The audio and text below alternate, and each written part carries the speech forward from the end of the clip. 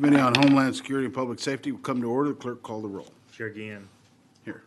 Vice Chair Johnson. Here. Representative Bowers. Representative Canales. Representative Orazio. Here. Representative Goodwin. Here. Representative Harless. Here. Representative Holland. Here. Representative Troxclair. Here. Quorum is present. As a reminder, anyone that's testifying before the committee today and hasn't done so already, please register at the kiosks located in the hallways behind the hearing rooms. If you require assistance in registering or testifying, please contact our committee staff. I want to remind everyone that committee hearing rooms fall under the same decorum rules as the House gallery. Please restrict any outbursts in the audience. The House sergeants have the responsibility to maintain order of the rooms of the House and will take appropriate action. Due to the number... Okay. Chair lays out HB 560 and recognizes Representative Raymond to explain the bill. Thank you, Chairman and members. As many of us know, Texas is growing rapidly. As our population increases, so does the threat of terrorists and other nefarious actors attacking our transportation systems. I feel like we've got to make an active effort to prepare against these threats. Under House Bill 560, rather than responding to a threat after the fact, we can take steps now to mitigate potential damages. My bill calls for an analysis that would encompass all aspects of the transportation industry, from state agencies to private stakeholders. House Bill 560 directs the Intelligence and Counterterrorism Division of the Department of Public Safety to conduct an analysis of threats and engage transportation stakeholders to mitigate such threats. And members, I'm glad to get into to all the different parts of it, but importantly, one of the things that the division would do would convene at least 3 industry day events for transportation stakeholders to hear from relevant public and private sector security partners, provide feedback on emerging threats identified by the transportation stakeholders. In Laredo, we have on average about 14,000 trucks that cross every day, and we know how important transportation is for the security, economic security of this state and of this country.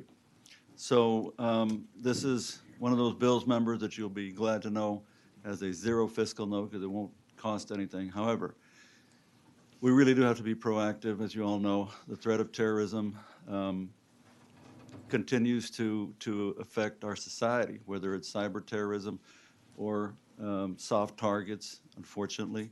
And transportation is so important. You all will remember when trade got held up for a couple of days last year that the analysis done showed that the state of Texas took about a $4.6 billion hit on our economy, and that was just Texas. That didn't even get into the whole country. We know in Laredo, for example, on occasion that we get a bomb threat for our World Trade Bridge. If that were to happen, ever were to happen, you can't imagine what that would mean to our economy. For a bridge like that with thousands of trucks of commerce going back and forth every day, what that would mean. So, members, this is an important bill. It's one that I hope and believe all of you would want to support. And so with that, if you have any questions, I'd be glad to answer them, Chairman. Not, members, I'll reserve my right to close. Members, any questions?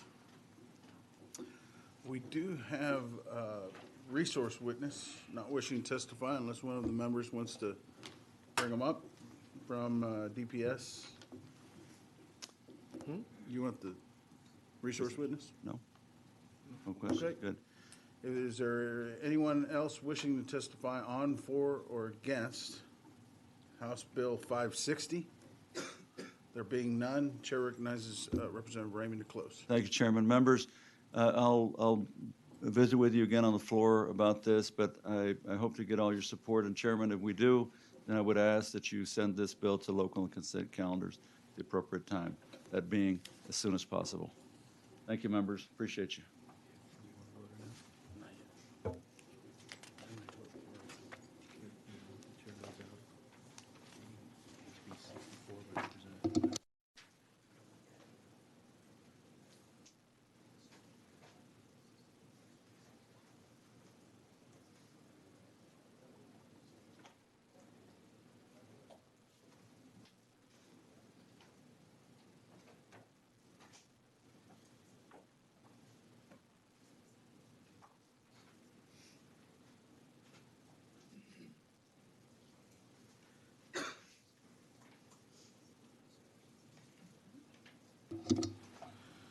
Okay.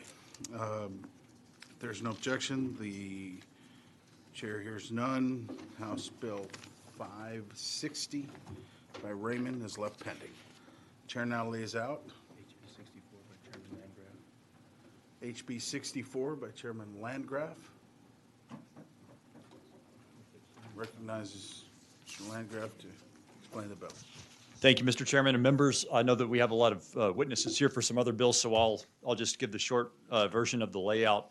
HB 64 would include among those peace officers permitted to perform escorts and duties, or excuse me, the functions and duties of a police escort to include those peace officers commissioned by the Ector County Hospital District Police Department. They need to have that authorization in order to perform some basic functions, and they currently don't under the law, and so this would simply change the current statute to include them within that definition. Happy to answer any questions. Members, any questions? Vice Chair Jarvis. How you doing? Chair, this is a local bill? You said it's Ector? Ector County, yes, sir. It's just a local bill? It is a local Bracket. bill, yes, sir. Okay. Members, any other questions?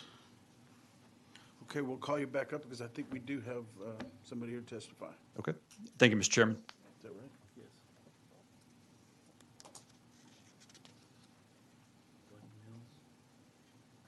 Chair calls Buddy Mills.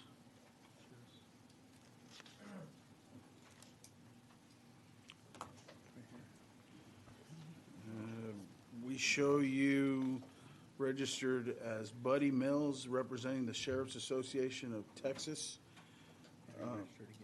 And you registered against the bill, is that correct? Yes, I did. Please proceed. Buddy Mills, Sheriff of Gillespie County, President of the Sheriff Association of Texas. I see this as a independent deal just for one agency, and I can't figure out why they'd want to create a law to do this on a statewide basis, where we have law enforcement officers that do this all the time. If there's anybody that needs an escort of any sort, our offices are always available, as other law enforcement jurisdictions within counties and municipalities. Members, any questions? So you're from which county? Gillespie, From Gillespie County. Fredericksburg. All right. And I guess your concern is that if it's going to happen in that county, it should happen in every county, or what? Well, I believe by the creation of this, that it would be something that it would occur then statewide. Mm-hmm. Members, any other questions? Yeah, Representative Holland. Sheriff, thank you, Chairman. Sheriff, it's your understanding that this bill is a statewide bill and not bracketed to Ector County? Yes, I am. That's what I understand. Okay. I guess I would have to ask the bill's author. I don't. What is your objection of a hospital district police unit escorting people to or from local hospitals for reasons including funerals or oversized hazardous material transportation? What's your objection to that? To escorting them on the hospital district ground? Is that what you're referring to, or? Well, no, this just, the way I understand it, the Ector County Hospital District Police are prohibited from conducting police escorts. This means the officers are not allowed to escort people to or from the local hospitals and the surrounding areas for reasons including funerals and oversized or hazardous material transportation. Is there an issue with that? You think that they shouldn't be able to do that and other parts of law enforcement should be handling that?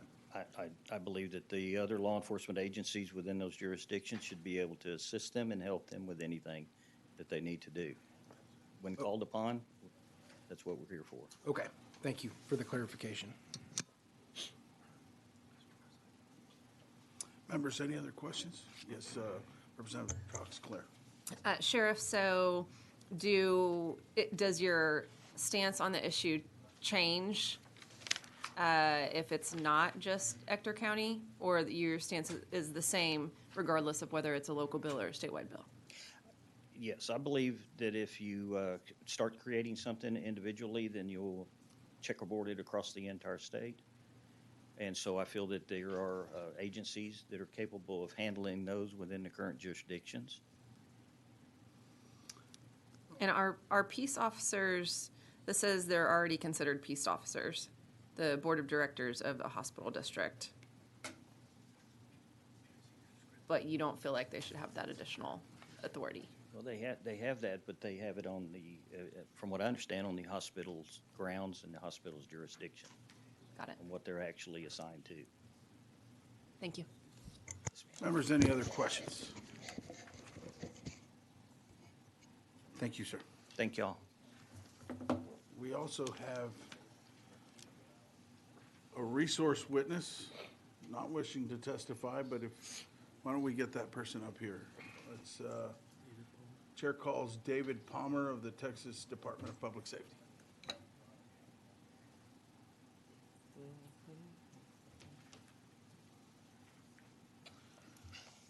We show you registered as David Palmer, representing the Texas Department of Public Safety, testifying on the bill. Is that correct?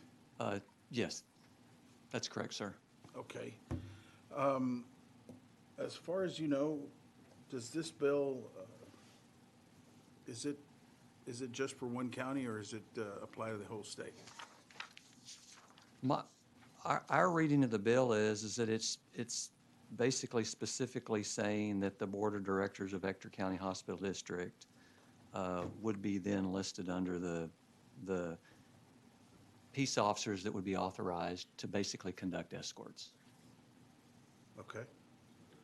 Right, and so there's a list, because I don't have that piece of the statute in front of me, but there's obviously a list in the statute of everyone who has that authority, and I'm guessing it's a long list of many agencies. Well, it's relatively short, actually. I don't have the breakdown of which section is what in Article 212 of the Code of Criminal Procedure, but it's really, I guess it's 4, 5, 6, 7. This would add an 8th category of peace officer. Members, any questions?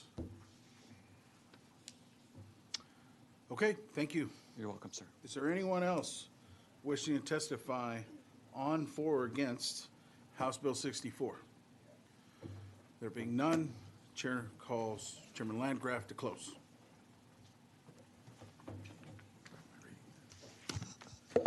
Thank you, Mr. Chairman. If I could, I would like to, in closing, address a couple of the concerns. I appreciate Sheriff Mills for addressing this, but I think maybe with a little bit of explanation, I can address some of those concerns. So this is absolutely, I don't know if bracketed is exactly the right term to use, but this would only, the only law enforcement agency in the state that would be changed or that would be affected by this bill are peace officers who are commissioned and serving in the Ector County Hospital District Police Force. So they are commissioned peace officers licensed by T-Cole, go through every process that every peace officer in the state does. I think maybe one reason why this has not been accounted for before is that this police department is relatively new, and it's also relatively new among hospital district police forces. I believe the legislature created this department or authorized it to be created, I think in 2011, so relatively new, and it just has not been accounted for in terms of the police escort provisions in the transportation code. So that's why that's why the Ector County Hospital District Police Chief Kelly Cecil has asked. I'm working with Chief Cecil. That's why I've filed this bill. And one other issue, I agree with Sheriff Mills that other law enforcement agencies throughout the state within the jurisdiction that we're talking about in Ector County would be happy to provide these services. just a little bit about Ector County and the Permian Basin. We have a tremendous shortage of law enforcement officers, even relative to the rest of the state of Texas. And so I think some of the other law enforcement entities within that jurisdiction are actually wanting some backup from the Ector County Hospital District so that all of the peace officers who are commissioned and serving in that county can assist with things like this, particularly when it comes to providing police escorts for overweight, oversized loads on the highways. And so I think the bottom line is it's almost a bit of an oversight that they're not included with these duties to begin with. They're certainly needed. And I think that the other law enforcement entities within the jurisdiction support the idea of them having this because it basically puts more hands on deck. And so that's why they are asking for this. But I can assure you that if I agree with Sheriff Mills that other entities, whether it's the Ector County Sheriff's Office or others, would be happy to perform these duties if called upon. They're just all facing a tremendous shortage right now. So hopefully that addresses some of the concerns that were raised, but I'm happy to answer any questions from you, Mr. Chairman, or any of the members. Members, any questions? Representative Holland. Thank you, Chairman. Chairman Landgraf, in your bill, it looks like you probably have the text there. I just want to clarify line 10, the underlined 17B in the Code of Criminal Procedure. 17B is the Ector County. Is that correct? Yeah, that's a good question. So 17, that reference to 17B is a reference to the Code of Criminal Procedure provision that authorizes the Ector County Hospital District Police Department to exist. That's correct. That's right.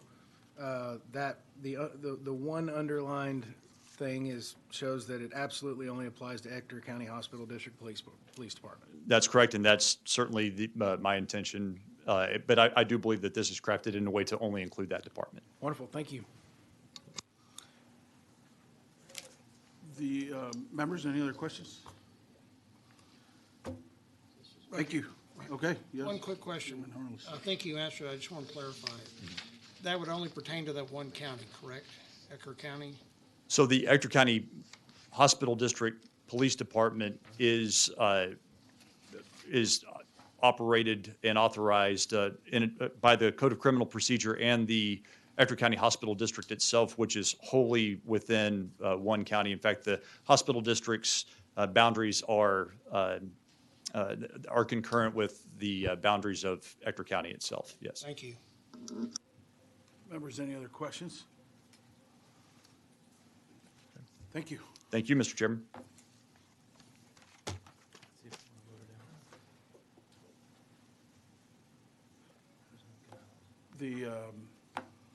You want to go to local or to general?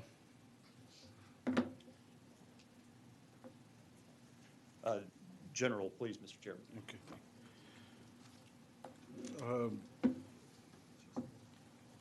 Chairman Canales moves that House Bill 64, without amendment, be reported favorably to the full House with the recommendation that it do pass and be printed and be sent to the General Calendar Committee. Clerk, call the roll. Chair Guillen. Aye. Vice Chair Johnson. Aye. Representative Canales. Aye.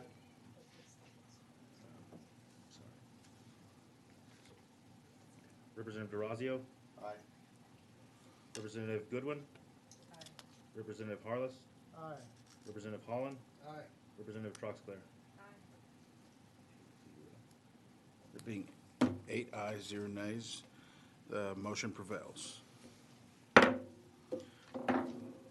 Chair now lays out House Bill. Whichever has less. Okay. Chair now lays out House Bill 1486. Recognizes Representative Gertis to explain the bill. Thank you, Mr. Chairman, members, for the opportunity to present House Bill 1486. Last session, legislation was passed, Senate Bill 1359, that required law enforcement agencies to develop a mental health leave policy for police officers that experience a traumatic event while on duty. Unfortunately, that particular bill left out dispatchers or telecommunicators, as referred to in 1486, who are mission critical in emergency situations and on the front lines of the incoming calls. HB 1486 fixes this issue, requiring law enforcement agencies to develop a mental health leave policy to support full-time dispatchers who experience a traumatic event while on the job. In attendance to speak is Milam County Sheriff Mike Clore, who is in my district and is part of the origin of this bill. I'm happy to take any question and I reserve my right to close. Members, any questions? Okay, we'll call you back up. Thank you, Mr. Chairman. Chair calls Michael Clore of the Milam County Sheriff's Department. We show you registered as Michael Clore, representing the Milam County Sheriff's Department, testifying in favor of the bill. Is that correct? Yes, Mr. Chairman. Okay, please proceed. Quick statement for you, and then on October 19th, 2022, the Milam County Sheriff's Office joined many other law enforcement communities around the country. One of our own was shot in a close-quarter firefight. Our mental health crisis intervention deputy was following up with a mental health client when the client became erratic and engaged our deputy with a firearm. Subsequently, Deputy Samuel Ferguson IV was shot and seriously injured. He was forced to take the life of the mental health client, after which Deputy Ferguson was afforded mental health leave as a result of the enacted bill that requires each law enforcement agency to develop and adopt a mental health leave policy for its peace officers who experience a traumatic event in the scope of their employment. There's an essential person on the other side of that radio. We call them telecommunicators or dispatchers. A better name would be a lifeline. We count on these individuals to relay pertinent information, guide us into god-awful scenarios, expect them to stay on the line with victims of horrible crimes, hear all the madness, and continue to function without delay. When the day is over, we concentrate on the victims, suspects, and deputies or officers. The assumption is and was that the dispatcher is fine. Well, that is just not the case. Telecommunicators know that they are sending deputies into potentially dangerous situations to help others. This creates a strong bond. When a deputy is involved in a critical incident, the telecommunicator lives it in real time and continues to do their job by suppressing emotions until the incident is resolved. On October 19, 2022, Deputy Ferguson was shot. Our dispatchers worked tirelessly to provide the information needed to direct others into the hot zone. Afterwards, there was another person that could have been forgotten, our dispatcher. She worked as hard, if not harder, than the boots on the ground. There was no mental health leave for her. Any deputy or officer that responded to the scene was covered, but not her. She would need to take personal time, sick time, vacation time on her own. But I'm proud to say that the Milam County Sheriff's Office worked with her on time off and resources. The emotional toll the telecommunicators feel is real. They live the emotion in real time as if they were on scene. It's imperative that they are given the same mental health leave as our deputies. They too need to process, heal, and return to duty where they will very likely be called upon to do it all over again. I ask that you pass this important bill to protect the telecommunicators and allow them time to recover so that they may return to serve their communities. I'd like to thank my representative, Stan Gertis, for authoring this bill. Members, any questions? Okay, thank you. Thank you. Chair calls Dallas Reed, TMPA. We show you registered as Dallas Reed, representing Texas Municipal Police Association for the bill. Is that correct? Yes, sir. Please proceed. So, thank you, Mr. Chairman, members. I don't think I could encapsulate the need better than the sheriff just did. I want to thank Representative Gertis for authoring this bill. We see incidents all the time on TV, the news, where an officer is in a really bad spot. I think oftentimes the telecommunicators on the other end of the line go forgotten. And all this bill would do is require a police department to have a mental health leave policy for their dispatchers. Here at TMPA, we just want to throw our full support behind it, and we ask the membership of this committee to do the same. Thank you. Members, any questions? Thank you. Thank you, sir. Chair calls Buddy Mills.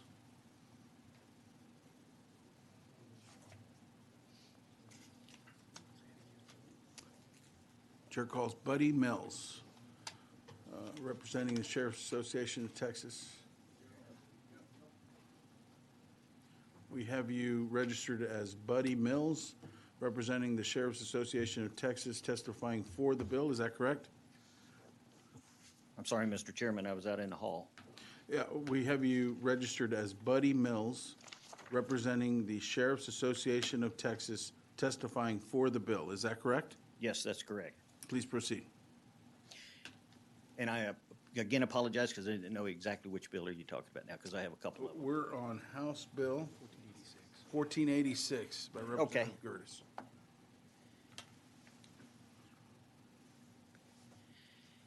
Yes.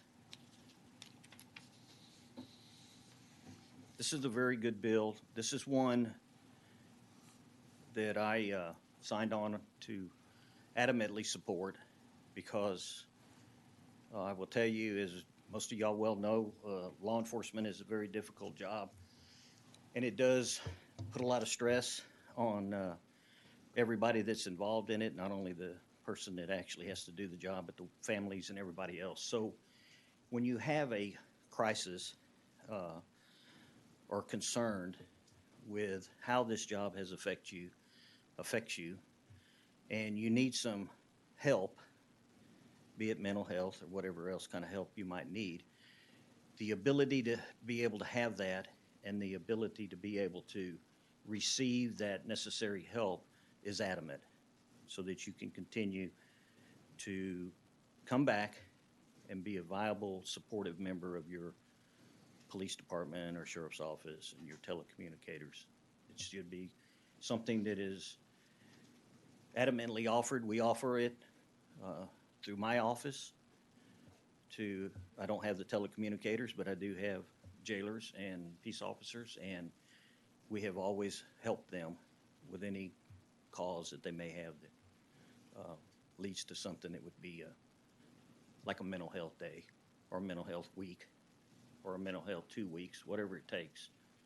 They're very valuable, and we do everything we can to try to retain them. Members, any questions? Yeah, Chairman Canales. Thank you for being here, Sheriff. I'm listening to your testimony, and it has a parallel issue, so I agree with you. I agree with everything you say, that mental health and police officers. But one of the issues that we see every day, and I ask you because you represent the Sheriff's Association, Yes, sir. is that we see that law enforcement also has to deal with mentally ill people a lot. So, and so when we talk about protecting law enforcement that have mental problems, those also arise from having to deal with people with mental problems. And maybe you can talk with me offline, but I'd like to ask you and think about it. And tell me, I'll speak with you in the hall. Is what are we doing with training officers to deal with mentally ill people? We do have a lot of required training where we and our officers and our jailers go through extensive training on how to deal with people that are in crisis intervention training. It's something that we're required to do, and we teach everybody and send them to the training to give them the tools that they need to learn how to cope with people that do have mental illness or maybe might be displaying it at that time when they confront them. It is a problem on both sides for all of us because we're all human. And I imagine if you don't have the training, it exacerbates the problem of the officer having a mental issue with it as well. Correct. Thank you. Members, any other questions? Thank you, sir. Thank you. Again, I apologize for being late. I'll be in the room from now on. Which number is it? No, the next one. Is there anyone else wishing to testify on, for, or against House Bill 1486? There being none, Chair recognizes Representative Gertis to close. Thank you, Mr. Chairman. I would appreciate the committee's favorable consideration on the bill, and I would ask the bill be to local and consent calendar. not close. Members, any questions? Representative Holland. Thank you, Chairman. Representative Gerdes, I was looking at your bill list here. Is this the first bill that you ever filed? It is. Wonderful. Is this your first bill layout as well? It is. Do you have a guest with you today? I do. I have my wonderful wife in the audience with me. What's your wife's name? Sam. Sam, thank you for being here. No. I did have one more question. I know that this is your first session in the legislature, and Sheriff Mills said that he signed on to your bill. You do know that only state reps are allowed to sign your co-author sheets, right? I'm still learning the ropes, and I'm trying to figure out where he signed on to that co-author. Okay, good. I'm just I'm just trying to get all the signatures I can. The clerk's office are only allowed to be signed by one of the 150 state reps. Okay, good to know. I like your bill. Congratulations on your first bill layout. Thank you very much. Members, any other questions? All right. Representative Holland. Wait a minute. Sam, I appreciate your energy. Ain't got voted out yet, though. Wait a minute. You clapping and everything. You trying to obligate us, and we haven't even voted on this bill yet. So I feel a little pressure now because your wife's back there applauding and everything, man. Yeah, we got a heck of a. I got to make sure you ain't go around knocking on doors trying to get co-signers for that first. I want to check those names. Representative Holland moves that House Bill 1486 without amendment be reported favorably to the full House with the recommendation that do pass and be printed and sent to the local and consent calendar. The clerk call the roll. Chair Guillen. Aye. Vice Chair Johnson. Aye. Representative Canales. Aye. Representative DeRazio. Aye. Representative Goodwin. Aye. Representative Harless. Aye. Representative Holland. Aye. Representative Troxclair. Aye. Representative Bowers. Aye. Sorry, I didn't scare that. There's 9. There being 9 ayes, 0 nays, the motion prevails. Now you can clap. Thank you. We don't have to check it in, but I think it's good that we do. Let's, just for the record, let's make sure that Canales is shown present and Bowers is shown present. Chair now lays out House Bill 1152 and recognizes Representative Garcia to explain the measure. Thank you, Chairman. Thank you, colleagues. Excuse me. I'm getting there. Today, I would like to discuss, in recent years, peace officers and departments across the state have been facing shortages. And this is an issue in metropolitan areas such as Austin, Dallas, San Antonio, and Houston. In Houston alone, there's an estimated 2,000 police officers or peace officers that are in need. These shortages mean longer response times, lower rates of enforcement, generally less community security, and the demand for peace officers is high. Vice Chair Johnson lays out the committee's substitute to House Bill 1152 and recognizes Representative Garcia to explain the measure. Do I start over? No, you keep. Okay, thank you. Shortages mean longer response times, lower rate of enforcement, generally less community security, and the demand for peace officers is high, and this profession pool of applicants is declining. One group that would naturally be suited to fill in these certain high risk and high turnover positions would be veterans who hold lawful permanent status. There's about 15 million veterans in Texas, 70,000 of which, almost half, are non-working or have job insecurity. Veterans require specialized avenues for employment that suit their strengths. Their strengths continue excellent communication skills, their ability to operate well under pressure and during stress, and their ability to have a deep understanding of chain of command, qualities of moral character, And these make them uniquely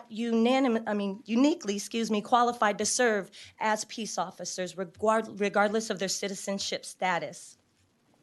Their professionalism alone and their ability to protect and serve their communities, not only stateside but abroad, make them prime candidates. This idea came to us from the Houston Mayor's Office, and as of right now, the only U.S. citizens are allowed to become peace officers in Texas.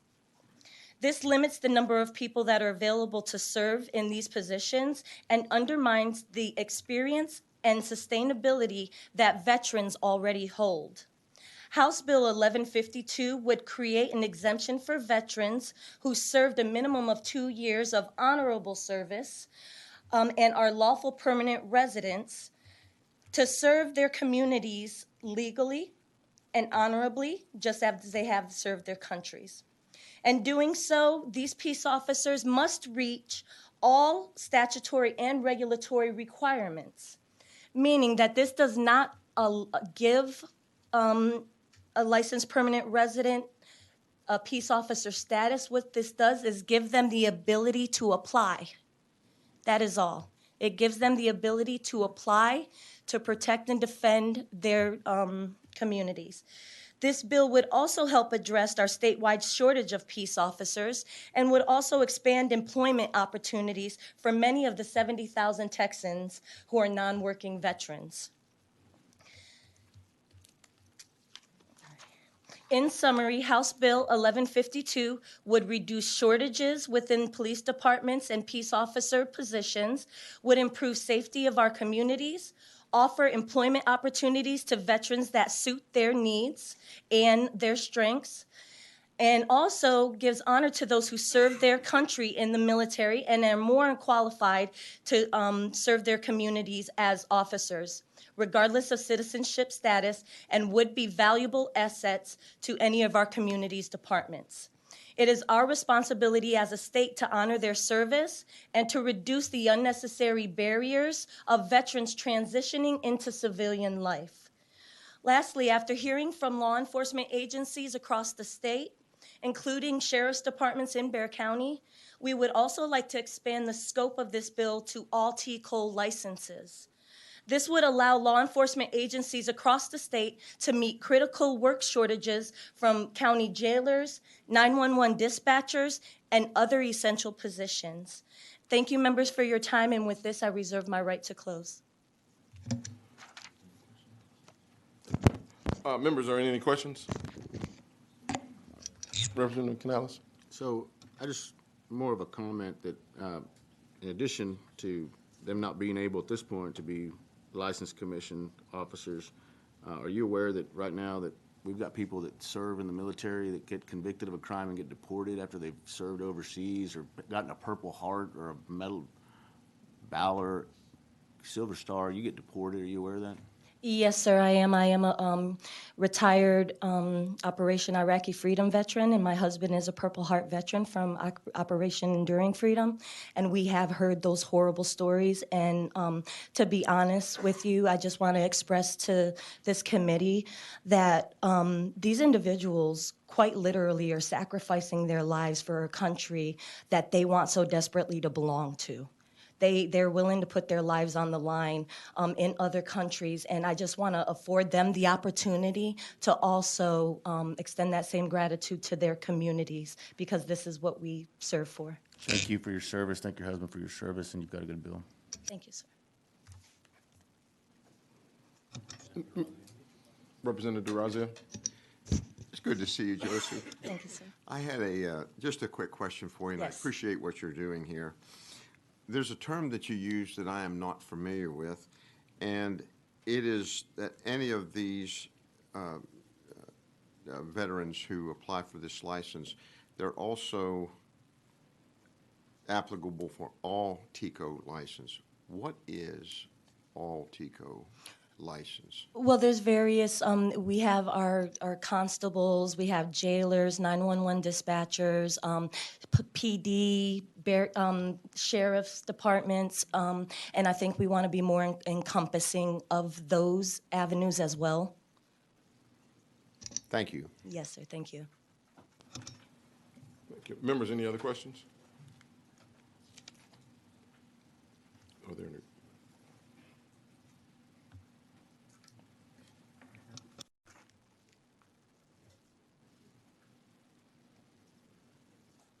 All right. If there are no further questions, we will proceed to testimony.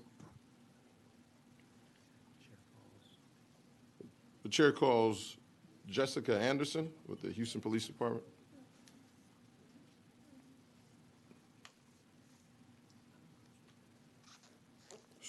Jessica, we show that you are registered with the Houston Police Department on behalf of yourself and the police department?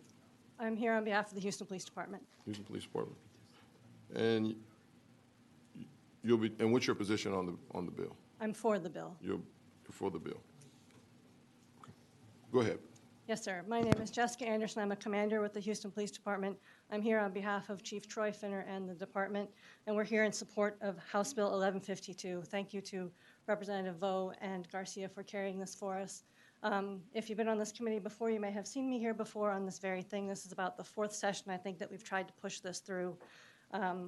This bill seeks to allow legal permanent residents, LPRs, the ability to apply to be a police officer if they have been honorably discharged from the military. We see this as an employment opportunity for these veterans upon discharge, thereby increasing our recruiting pool, but will also help us build trust by diversifying our department to reflect the community we serve. Police departments across Texas face significant challenges in the recruitment and retention of officers for a variety of reasons. As we deal with these recruiting shortfalls, we are also cognizant of the need for a diverse workforce that reflects the changing demographic of our communities. 1152 would allow us to tap into a promising group of applicants to both satisfy these needs by providing an avenue for applicants to continue their service. Veterans, especially those who are foreign-born, can also bring needed diversity to police departments in culture and language skills, which are extremely important to building trust, especially in diverse communities like Houston. Veterans tend to understand service to a greater cause, and that sense of purpose should be fostered when they come home. They understand unit cohesion, have a servant's heart, and understand things like chain of command. There are lots of reasons why people do not want to be police officers in the current climate, so we should encourage those that do. Anyone eligible to defend the country should be eligible to serve their communities by keeping the streets safe. HB 1152 will allow us to access diverse, hardworking, and patriotic pool. The law enforcement hiring process is incredibly selective, and removing a citizenship requirement provides no guarantee that any LPR will be hired. Because of the necessarily high standards, in many departments, upwards of 80% of applicants are rejected. Removing a citizenship requirement is not a magic solution that will immediately fill all vacancies or diversify police force, but it may help. It is also important to note that this change in law will not grant automatic approval to become an officer. They'll still be subject to the same thorough background investigations that other applicants go through. Also, some have expressed concern about potentially opening the door to terrorism within law enforcement or a gateway to ideological infiltration. But the fact is that could occur with any of our applicants, regardless of citizenship. It is incumbent upon our recruiting process to vet that out, regardless of the citizenship of the person. It's also worth noting that HB 1152 is an important step in the transformation of police departments. Over the years, requirements for being a police officer have changed.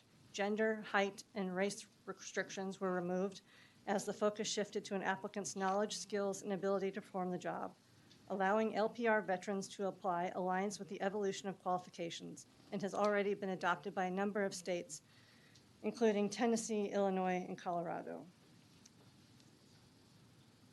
Representative Garcia also mentioned additions to the bill to allow other TCOL licensees to apply. We think that is a fantastic idea. As you've heard from other testimony before, there are shortages within the jailer pool as well as telecommunicators, and this would allow more applicants for that as well.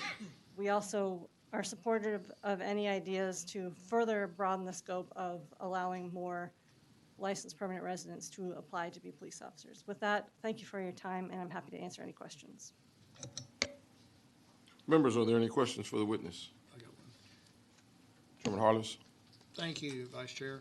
Do you have any idea what the eligibility numbers would increase by doing this? And I'm in support of this, but do you know roughly the number of increase in applicants? I don't, only because it's hard to prove a negative. I think most people who would apply are already aware of what the requirements are, and so they don't bother knowing that they have to be a citizen. I think it will increase to some extent, but I don't have exact numbers. And do you have any numbers from other states that have already done this? I do not. Okay, thank you. Members, are there any other questions for the witness? All right. Well, thank you. Thank you. The chair calls Javier Salazar with the Bexar County Sheriff's Office.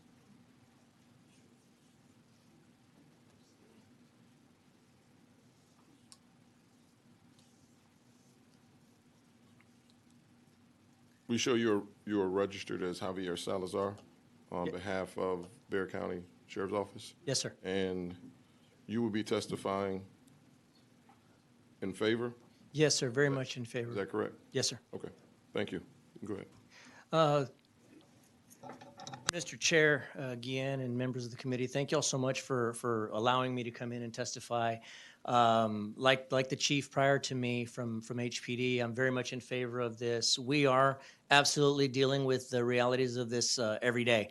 In addition to what we believe to be a generational shift away from law enforcement careers, we're also seeing what we've termed to be a retirement tsunami. In other words, the big push in the late 80s, early 90s to hire cops. Well, now those cops that were hired during that huge push are now finding their way out into retirement and are drifting away from the profession. And so we are seeing ourselves with manpower deficits in all three of those license categories in the Bexar County Sheriff's Office. Peace officers, but additionally jailers and telecommunicators as well. And so we are looking at this as a possible way to help us address that issue. May not be the entire fix, but certainly something that could help with regard to that. Representative Harless, you asked about numbers. Well, we ran into some legal hurdles from the military trying to get those numbers in preparation for today. So, but it is something that we're also working toward trying to attain. Or what kind of numbers would that be? We know from having researched it in other states that there are some out there, but we just don't know what that number would be. But again, I respectfully ask for your consideration of this. Members, are there any questions for the witness? None? All right. Well, thank you, Mr. Salazar. Thank you so much. I appreciate it. The chair now calls Stan Stanbridge, the Texas Police Chiefs Association.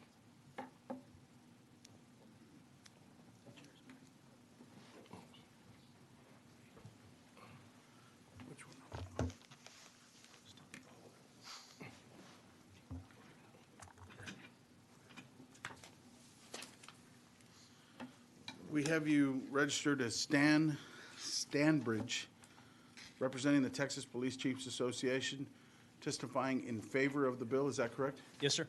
Please proceed. My name is Stan Standridge, and I serve as the police chief for the city of San Marcos. I'm also past president of the Texas Police Chiefs Association, hence my attendance today to speak for both House Bills 1076 and 1152.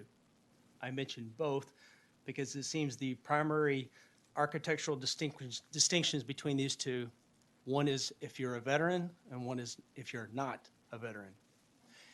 We'll take either, but it'd be my preference on behalf of the Texas Police Chiefs Association. Let's try to keep the testimony to this bill. Let's just, these rules, man. Yeah. All right. All right. Well, then I am strongly in support of the current bill. Now, I approach this from a personal perspective. I previously served with the city of Abilene for 26 years, the last 11 as their police chief.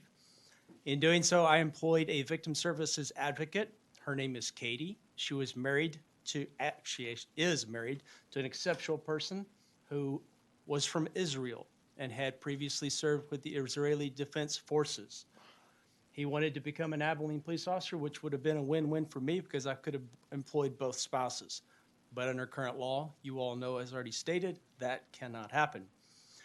So the minimum officer qualifications are codified in TCOL's Statutes and Rules Handbook, pages 39 through 43. It took 3.5 pages to codify the requirements for being a Texas peace officer. We're asking you to change one provision. We're asking you that we change the U.S. citizens to allow a legal permanent resident.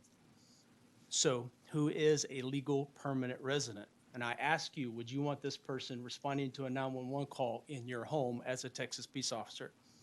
Legal permanent residents can include a first preference immigrant worker, meaning you have extraordinary ability in the sciences, arts, education, business, or athletics. You are an outstanding professor or researcher. You're a multinational manager or executive who meets certain criteria. Or you are a second preference immigrant worker, meaning you are a member of a profession that requires an advanced degree. Or you have exceptional ability in the sciences, arts, or business. These are some of the many qualifications for a legal permanent resident. I would submit to you that they would serve well for any Texas peace officer. So on behalf of the Texas Police Chiefs Association, we strongly encourage you to vote yes for this bill. Thank you. Members, any questions? Thank you, sir. We do have a resource witness from TCOL but does not wish to testify unless we need him to. Anybody need him? Okay, is there anyone else who wishes to testify on, for, or against House Bill 1152? There being none, Chair now recognizes Representative Garcia to close.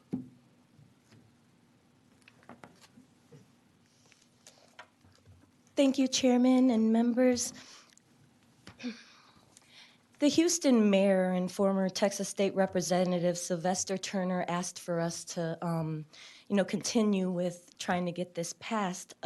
House Bill 1152 would increase the number of qualified applicants to serve as peace officers, jailers, and 911 dispatchers. This is just giving them the opportunity to be able to serve. When we sign on the dotted line and we raise our hand, we vow to serve our country against all enemies, foreign and domestic. We vow to protect our citizens of the United States.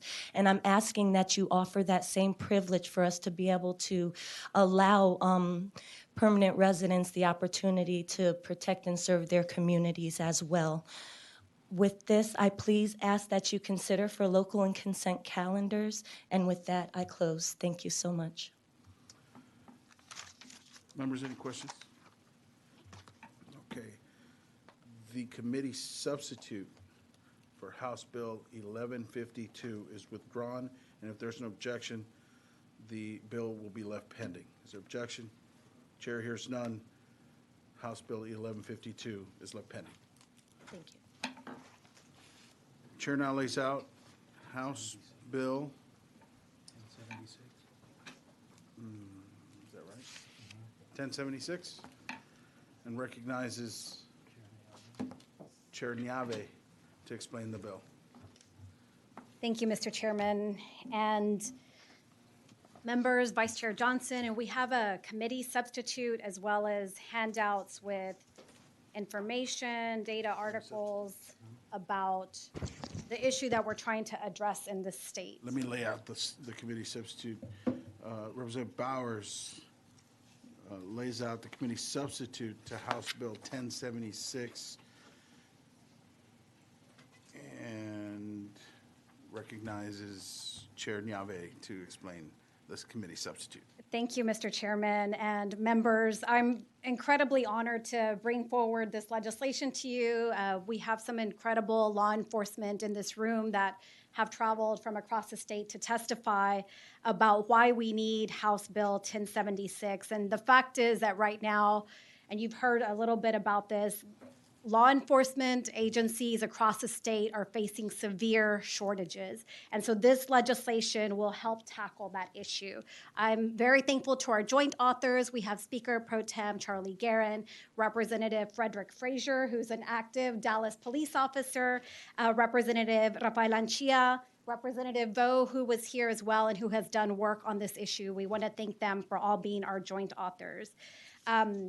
I'm going to touch first and address some of the questions that have been raised. I want to talk specifically about the staffing shortages, the hiring difficulties, and then how this legislation will tackle that issue. The second issue is really how allowing legal permanent residents, what the background checks that they go through, how that will help expand the pool. And that's the whole goal of this legislation, is expanding the pool of applicants for law enforcement.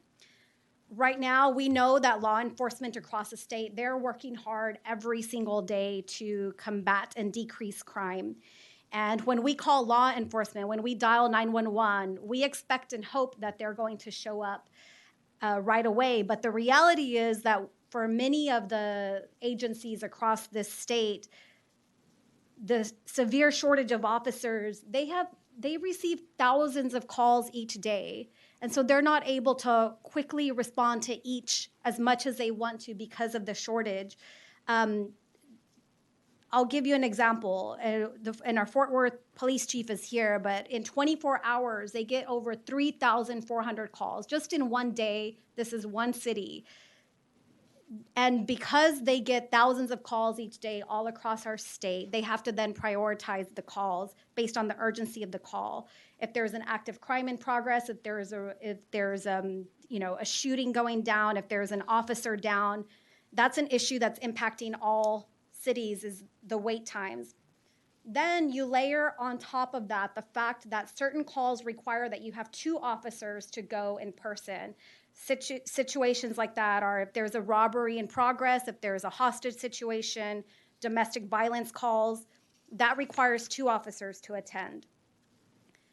There's an article, Representative Goodwin, in your packet and some of the others, where you had an officer in Austin, and Representative Troxclair, where an officer had to wait. There was a stabbing, and they had to wait more than 13 minutes, and they were there alone dealing with that issue. And while 13 minutes may seem like a quick time, in that time period, many things can happen because of the shortage. You also don't have time because of the shortage of officers for preventative patrol. So because they're constantly going from call to call to call. You'll hear also from the chiefs that we have here that officers are retiring left and right in higher numbers.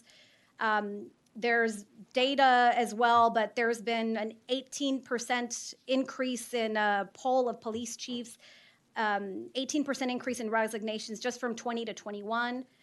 They're having to, as a consequence, reduce or eliminate certain agency operations that they have because of the staffing difficulties. They're having to mandate overtime in certain situations. They're straining their capabilities because there aren't enough officers. This is how this legislation will tackle this issue. And I want to give some data that was asked about earlier. Right now in Texas, the Department of Homeland Security analyzed data. In 2022, there were 1.3 million legal permanent residents. Not all of those fall within the targeted age group that could potentially apply to this. Last year in 2021, there were 78,873 just in that year who obtained the legal resident permanent status. So the legislation, this particular legislation as drafted, would allow not the entire group, but some be able to apply, those that are within the targeted age range. Dallas Police Department, we heard their recruiters, they're turning away 50 to 100 applicants per month just because they don't have citizenship. There are lots of individuals that know that they do not qualify because they're not a citizen, so they're not able to apply. I want to touch on what it takes to become a legal permanent resident. It's a very, very difficult process. It's a lengthy process. It's a rigorous process. They have to undergo medical exams. They have to do an FBI fingerprint check. They have to do an FBI name check. They interview them in depth to determine, they do criminal and national security background checks. And we have a student who's here who wants to become a police officer, who you'll hear from as well, Noe Barrera, and he can speak to you as well about the process that he had to go through to become a legal permanent resident.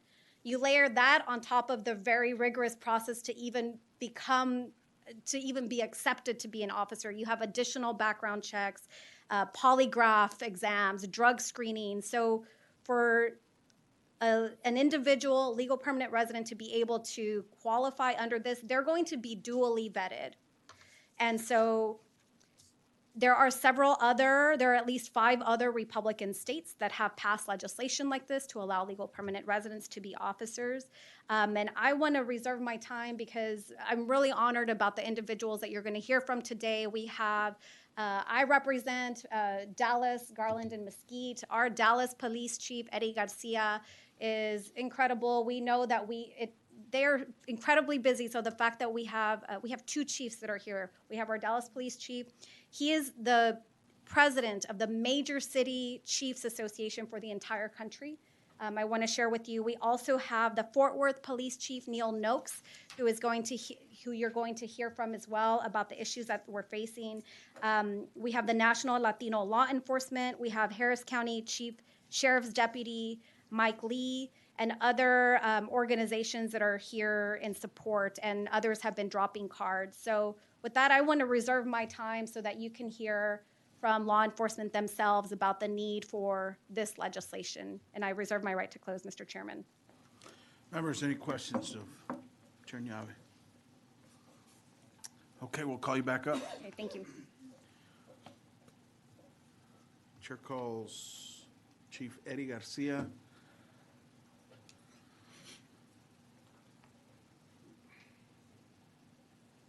We have you down as Eddie Garcia of the Dallas Police Department testifying in favor of the bill. Is that correct? Yes, sir. Please proceed. So good afternoon, Chairman Guillen and members of the committee. I'm Dallas Police Chief Eddie Garcia, and I'm speaking today on behalf of the Dallas Police Department in full support of House Bill 1076. There's a critical shortage in law enforcement officers in the state of Texas, and I'll get into a little bit. It's not just a Texas issue. This is a national staffing crisis that we have in law enforcement. House Bill 1076 would greatly assist law enforcement agencies in hiring qualified men and women, honorable men and women. Each month, as was mentioned earlier, Dallas police recruiters are turning away approximately 50 to 100 interested legal permanent residents at career fairs simply because they don't qualify for peace officer license. Let me be clear and emphasize that this legislation does not require law enforcement agencies to hire legal permanent residents. Each law enforcement agency would be able to choose what is best for their municipality. Legal permanent residents are authorized to live and be employed in the United States and have undergone an extensive background investigation by the United States Citizenship and Immigration Services. They bring different cultural, linguistic, and experiential backgrounds that can help build bridges and increase trust between the police and the community. As I mentioned earlier, this is a national staffing crisis, not simply a Texas issue. Being the president of the Major City Chiefs Association, I can tell you that my colleagues around the country will tell you that this is a national crisis. In fact, there are bills coming out of Washington, D.C. as we speak to help address recruiting and retention for our beloved profession. However, Texas is losing in the recruiting war for police officers in 2 other states. Across our country, there are 11 states that allow permanent legal residents to become police officers, including two of our neighboring states, Oklahoma and Louisiana. Additionally, the United States military accepts legal permanent residents to serve and sacrifice their lives in the armed forces, yet they cannot become police officers in Texas. They can become firefighters. They can work for Dallas Fire Rescue, but cannot serve their communities as peace officers.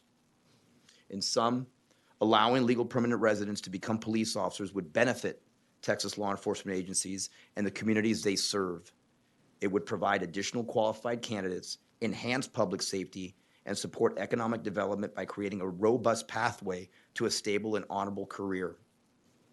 Any honorable man or woman who is willing to make that difficult decision to sacrifice for their cities, sacrifice for their prospective brothers and sisters who wear the same uniform and who are willing to stand on our line in the defense of others. Those are things that I ask, and that's all I ask. They should at least be given the opportunity to give back to the community they are part of. I want to address just some common questions that I have gotten. Basically, I'll say this: is this considered lowering on standards? Absolutely not. We are committed to keeping our high standards in hiring. Applicants would be held to the same rigorous physical and academic standards that every other recruit is held to.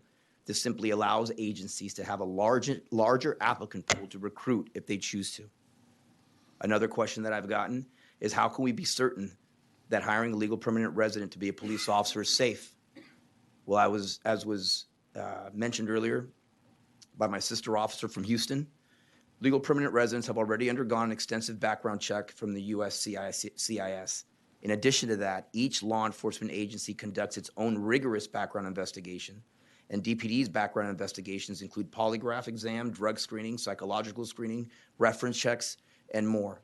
And as was mentioned earlier, that issue does not exist in the vacuum. We could have those issues with the way our current hiring practices are now as we hire from the human race. With that, I strongly urge this committee to pass Bill 1076, and I'm open to any questions you may have. Thank you. Members, any questions? Representative Bowers. Yes, thank you, Chairman Ginn, and thank you, Chief Garcia. Thank you first for keeping our streets safe in Dallas. What I really want to know is, has Dallas, and if not Dallas, even Texas, lost peace officer recruits to other states? Thank you for the question, ma'am. I think this is one of the reasons why, I'm passionate about a lot of topics, but this is a topic I'm passionate about because I actually met a young man off duty at a restaurant that recognized me and wanted to become a Dallas police officer. Talked to him a few times about the process and what he needed to do and to talk to recruiters. When I came back to the restaurant, I asked him how he was a few weeks later. He explained to me the situation that he was in, the fact that he was not a citizen but a legal permanent resident. I asked him, well, hey, why can't you come to Dallas Fire Rescue and serve as Dallas Fire Rescue until you're ready to get that process done? He said, I don't want to work for Dallas Fire Rescue. I want to work for the Dallas Police Department. I said, okay. So I bring him into my office, ask him to come to my office, and he tells me his story. His story was he's got a brother. His parents were from Mexico. They were here. His brother was born in the United States. However, his parents went back to Mexico to deal with family business where he was born. He gets caught in the quandary now is that his brother could become a Dallas police officer, but he couldn't in the same situation. I told him we would work on it after I did the research to figure out the process for this to come about. I lost him to Colorado. I have a young man, and as he's telling me his story, he's telling me, Chief, respectful, great young man that I would have loved to have gone through the process. He tells me, Chief, for every one of me, I can guarantee you there's hundreds of us that want to do this. Well, he's now going to serve a city in Colorado in a manner in which I would have hoped he would have served the city of Dallas. And that's why this topic is important to me. Thank you. Thank you. Thank you so much for your service and for not only keeping our streets safe, but decreasing the crime. Thank you. Members, any other questions? Thank you, sir. Thank you, sir. Chair now calls Sheriff Buddy Mills.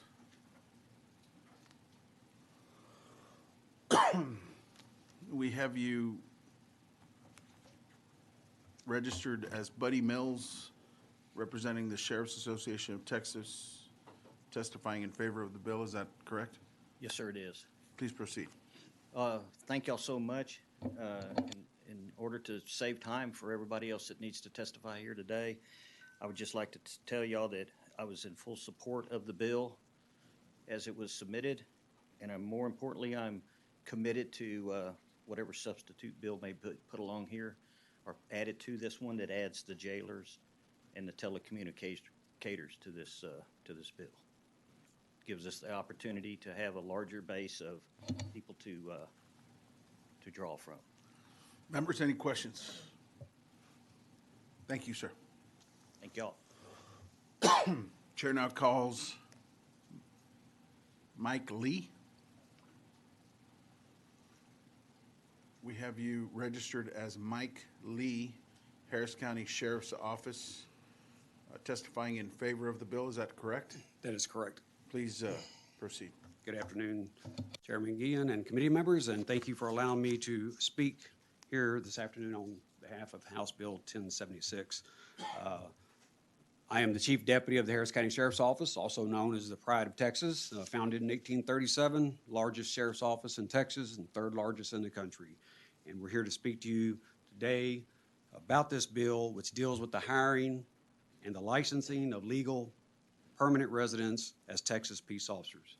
On behalf of Sheriff Ed Gonzalez and the Harris County Sheriff's Office, we want you to know that we strongly support this bill. This bill is not only important to the Harris County Sheriff's Office, but to all Texas law enforcement. Currently, only citizens of the United States are eligible to be police officers. Passing this bill will be a game changer for our state. Non-citizens with legal status, as you know, can enlist in the U.S. military and risk their lives in combat. But in most states, including Texas, they cannot be employed as police officers. In almost every other profession, individuals are able to be part of that profession as long as they have full federal legal work authorization. You may be a doctor in this state, you may be an attorney in this state, you may be a nurse in this state. For Texans, the traits we should want in our police officers to work here are the same traits we want in those professions I just mentioned. They should have a strong character, a desire to help people, that are going to be compassionate, that are going to be dedicated to policing their community with integrity, honesty, and an established trust. Law enforcement agencies across Texas face significant challenges in the recruitment and retention of officers for a variety of reasons.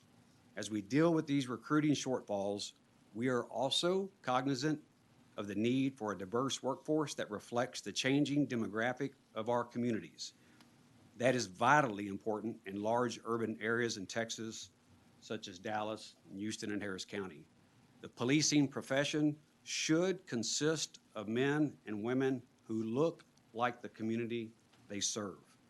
This bill would allow us to tap into a promising group of applicants to satisfy both of those needs by providing an avenue for these applicants to honorably serve and give back to their community as a peace officer. Having a larger pool of applicants to vet through the hiring process also helps determine those most qualified.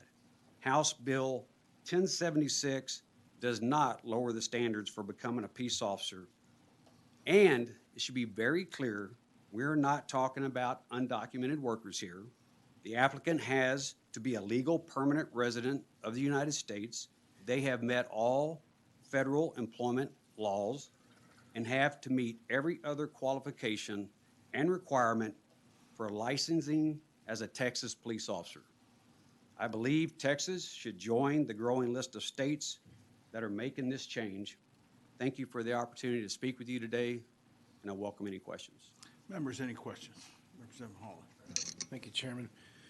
Thank you for being here, sir. I have a question as it relates to, I understand we're talking about two different bills here. This one is a non-citizen with a legal status, legal permanent resident seeking to be a police officer. The previous one that we talked about that we're not talking about right this second had to do with somebody that was already in the military and that was a veteran. In order to be in the U.S. military, you have to take a U.S. military oath of office, and I guess my question is what is the oath to when you do your TCOL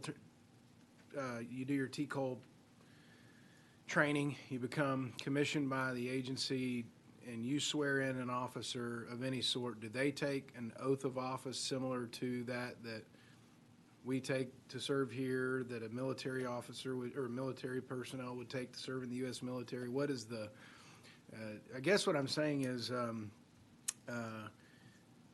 open to this discussion here, but also we have an obligation to make sure the people that are protecting and defending the United States and Texas are actually, that they have taken some sort of oath to do that, and that they haven't quite gotten to the U.S. citizenship yet, permanent status. So And I think that they all have to do that. Can you speak to that? Yes, sir. And the quick answer is yes, all police officers take an oath to uphold the laws of their jurisdiction that they're gonna, maybe it's a municipal jurisdiction, the laws of this state, and the federal laws and the Constitution. I don't have it memorized. I could Right, Google right. it No, for no, you. okay, They so do take that helps. So you do take an oath. My question is, in order for an oath to be binding, does one need to be a U.S. resident to be bound to a U.S. oath of office?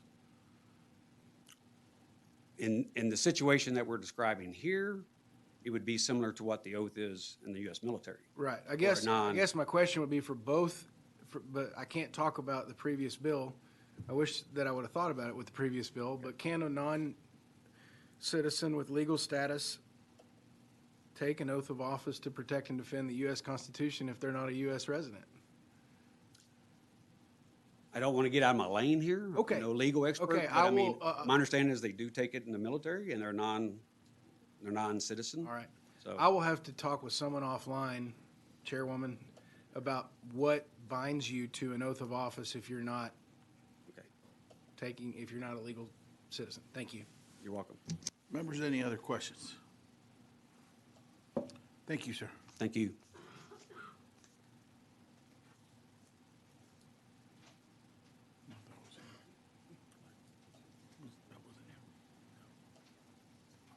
Okay. Chair now calls Chief Neil Noakes. We have you registered as Neil Noakes of the Fort Worth Police Department, testifying in favor of the bill. Is that correct? Yes, Mr. Chairman, that is correct. Please proceed with your testimony. Mr. Chairman, Mr. Vice Chairman, members of the committee, I appreciate you allowing me to take the time today to come and speak with you. My name is Neil Noakes. I'm very proud to be the police chief in Fort Worth, Texas. I'm here testifying in support of the committee substitute for House Bill 1076. The best way to predict the future is to create it. I predict, despite what we hear about law enforcement, the negative narrative about us and our future, I predict the future of law enforcement is bright. I predict the future in Fort Worth PD, where I serve, and all law enforcement agencies across the country and in the great state of Texas. The future is bright not because it is easy. The future is bright because we are committed. I predict we will overcome the recruiting and hiring crisis we currently face by working together. I believe police departments will be able to recruit and hire remarkably diverse candidates who represent all the amazing communities that we serve. I believe we will break down the walls that separate police departments from communities we serve where trust and inclusiveness are scarce. Currently, the Fort Worth Police Department does not accurately reflect the diverse communities we serve. We are working hard to change that, and we're looking for your help by supporting House Bill 1076. The Fort Worth Police Department needs quality candidates who represent all the amazing, diverse, and dynamic communities in our incredible city and across our state. We are nudging the numbers closer. They're going in the right direction, but we don't need a nudge, we need a wave. Many of our immigrant communities fear the police and hesitate calling us when they need us, creating a community of silent victims. Having members of their communities working as police officers would help break down barriers. Language barriers, barriers of trust, barriers of access, and barriers of representation. Currently, legal permanent residents are allowed, encouraged, and even recruited to serve the country in which they legally reside in our military. Yet they're unable to serve in the very communities in which they legally reside. We're talking about communities with incredible people who have a heart to serve others and who want to answer the call to honorable service as police officers. Let me be clear, these standards will not change. The background checks will not change. The requirements will not change, other than allowing legal permanent residence. Quality over quantity every single time. I would rather hire no one than hire just anyone. I'm not asking to reduce the quality of our candidates. I'm asking to increase the quantity of quality candidates who are eligible to apply. Out of an authorized staffing level of 1,816 officers in Fort Worth Police Department, we are down 164 officers, and our numbers for telecommunicators are even worse. Other states have already passed legislation similar to House Bill 1076, and more are considering it. My friend Eddie Garcia from Dallas provided me this information. Oklahoma, Louisiana, Maine, West Virginia, Vermont, Colorado, California, Utah, Hawaii, North Dakota, and Washington have similar legislation. The states of Tennessee and Maryland allow honorably discharged veterans who are legal permanent residents to become peace officers. In Texas, we don't need these candidates going to Oklahoma, Colorado, or California. We need them here. Before I left Fort Worth, I was able to check in with our mayor and city council members about this legislation. And Mayor Matty Parker with Fort Worth and members of the Fort Worth City Council also support this legislation. We have several officers who have been hired by the Fort Worth Police Department prior to the change restricting legal permanent residents, and they have been outstanding officers who have served well. Officers from countries like Canada, Mexico, and European nations, and they have been stellar officers for our agency. There's going to be someone else testifying shortly, a young man named Noe. I ran into him on the campus of Texas Christian University. Go Frogs. He wants to be not just a police officer, he wants to be a Fort Worth police officer. He's about to graduate with a degree from TCU in criminal justice and criminology. I ask you to listen to his story. He rode shotgun with me up here to Austin. His story is of a young man who has put his lifelong dream of service as a police officer on hold in anticipation of legislation like House Bill 1076. In closing, what I ask you to do is help us define the future of law enforcement in Texas. Help us to realize a future in which all communities are fully represented in our departments. House Bill 1076 will positively affect our profession, our communities, and our states for generations to come, and we hope you will support it as well. Thank you very much for your time. I'd be happy to take any questions. Members, any questions? Representative DeRazio. Mr. Noakes, I greatly appreciate your comments. I greatly appreciate your position that you're in to be able to lead the Fort Worth Police Department. I want you to know that I have the highest respect for the police officers and in the way that they protect our communities and our families.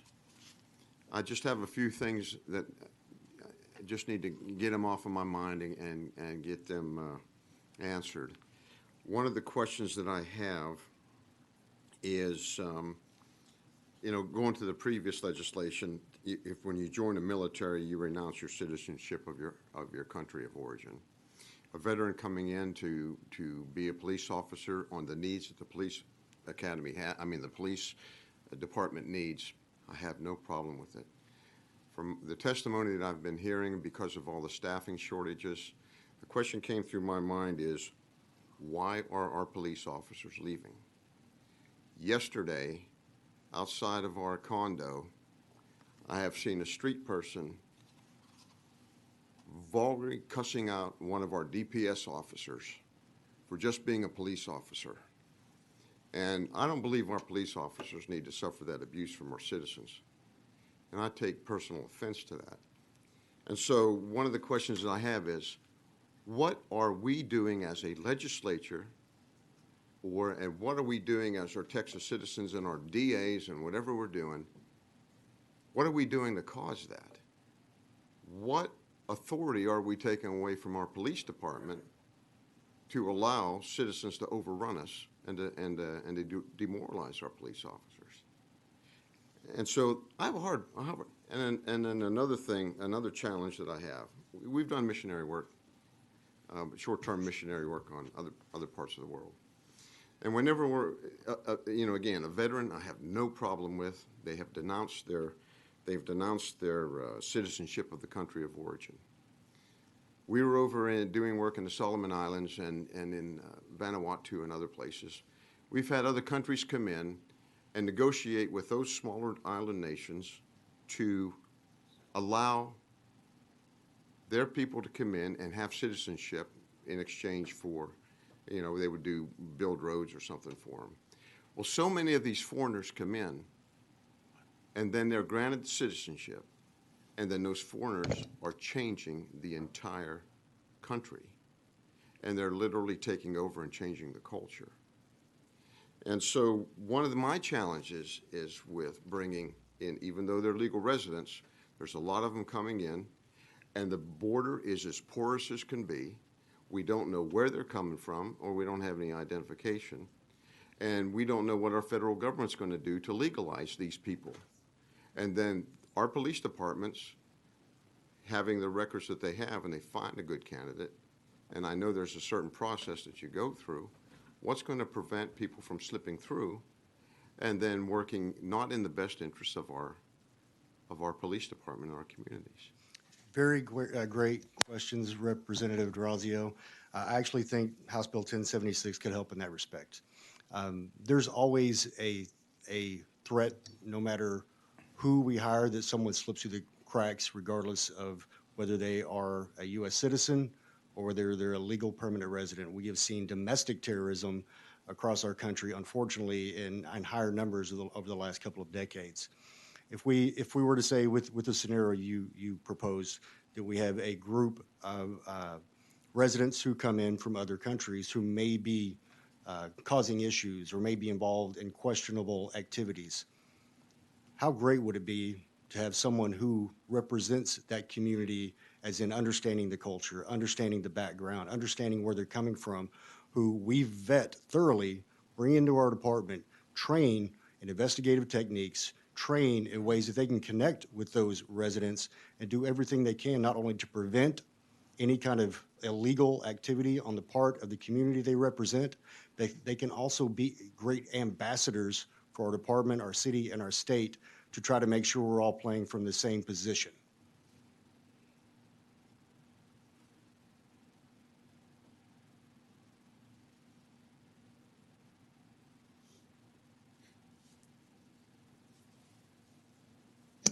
Members, any other questions? Representative Durazio? No? All right, thank you. Thank you. Chair now calls Noe Barnaby Barrera. We have you registered as Noe Barnaby Barrera, representing yourself, testifying in favor. Is that correct? Yes, sir. Please proceed. Mr. Chairman and members, thank you for having me today. My name is Noe. I'm here to testify in support of the committee's substitute for House Bill 1076. Good afternoon, everyone. My name is Noe Bernabe. I am from Guerrero, Mexico. Although I was born in Mexico, I was raised in Fort Worth, Texas, from which I am proud to call home. I am currently a senior at Texas Christian University, majoring in criminology and criminal justice. All my life, I knew I wanted to be a law enforcement officer. I have always admired our Fort Worth police officers, but not just Fort Worth police officers, our whole entire law enforcement all over the country. For the work they do, I have immense respect for them.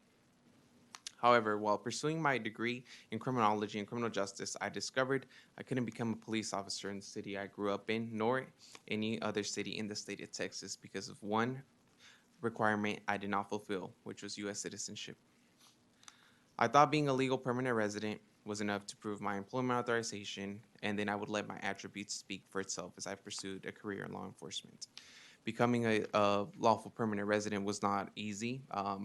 Whenever I applied for my permanent resident, I had to include schools from the first time I got here to where I crossed, who I crossed with. All of that information I had to provide. Like I said, schools, I was living here, but I arrived in Chicago.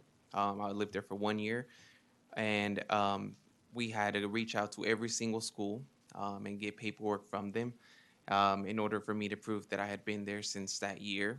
And all of this information was turned in, as well as fingerprint examination, as well as medical examination. And I thought just turning in the information was the end of it. I had to also go to 2 interviews. In those interviews, I was asked various questions, same thing. When did I come in? How old was I? Who did I cross with? What school I went to, just verifying I was that same person that had applied. They checked my record. And for the record, I do have a clean record. I have never broken any law, neither have I received a citation. Because like I had mentioned, my whole life I knew I wanted to be a police officer, and I believe if I ever wanted to be a police officer, I had to lead by example. And I believe, being good, being a good moral character, showing that I was a law-abiding citizen, although I'm not a U.S. citizen, I'm a law-abiding citizen. I wanted to show the immense respect and love I have for this country. So therefore, allowing legal permanent residents to apply to become police officers would benefit every department in the state of Texas because of police shortages we are currently facing. We would still be held to the same standards every agency has set forward, which includes but is not limited to physical testing, background investigation, polygraph examination, and oral boards. I do not just want the department to know I'm a legal permanent resident. I want them to know that I have characteristics that will suit the department. So departments would also benefit by improving and strengthening community relations by having more individuals who represent diverse communities that Texas is filled with. There are several states around the nation that have already implemented policies that allow legal permanent residents to apply for to be a police officer, and they have ramped up their numbers in recruitment. Furthermore, the U.S. military allows legal permanent residents to enlist in order to serve and defend our country. Lastly, I ask that Texas considers passing a bill that would allow agencies to hire legal permanent residents and benefit people like me who have been waiting for years for an opportunity to serve and protect our communities. Members, any questions? Mr. Holland? Thank you, Chairman. Noe, thank you for being here, and congratulations on TCU. That's a big deal. Great university. I have a question for you as it regards to, and you will have to help me educate me a little bit. A lawful permanent or legal permanent resident. How long have you been a legal permanent resident? I have been a legal permanent resident for a year now. A year, okay. Yes. However, I did have DACA before that, and I had that for 7 years. Sure. Yes. So the process, I guess what I'm asking and trying to figure out, the process of becoming a naturalized U.S. citizen, it requires you to be a permanent citizen, legalized permanent citizen for 5 years. Is that correct? Correct. And if you obtain your permanent residence through a spouse or any of that, then it's 3 years. But it's not exactly 3 years because you still have to apply for U.S. citizenship, which is a whole nother process that can take right now, we don't know the exact time. It can vary from a year, 2 years. It's not. I guess that's my question. I want to clarify, just educating myself and the rest of the committee, that it is your intention that you would like to become a permanent U.S. citizen, correct?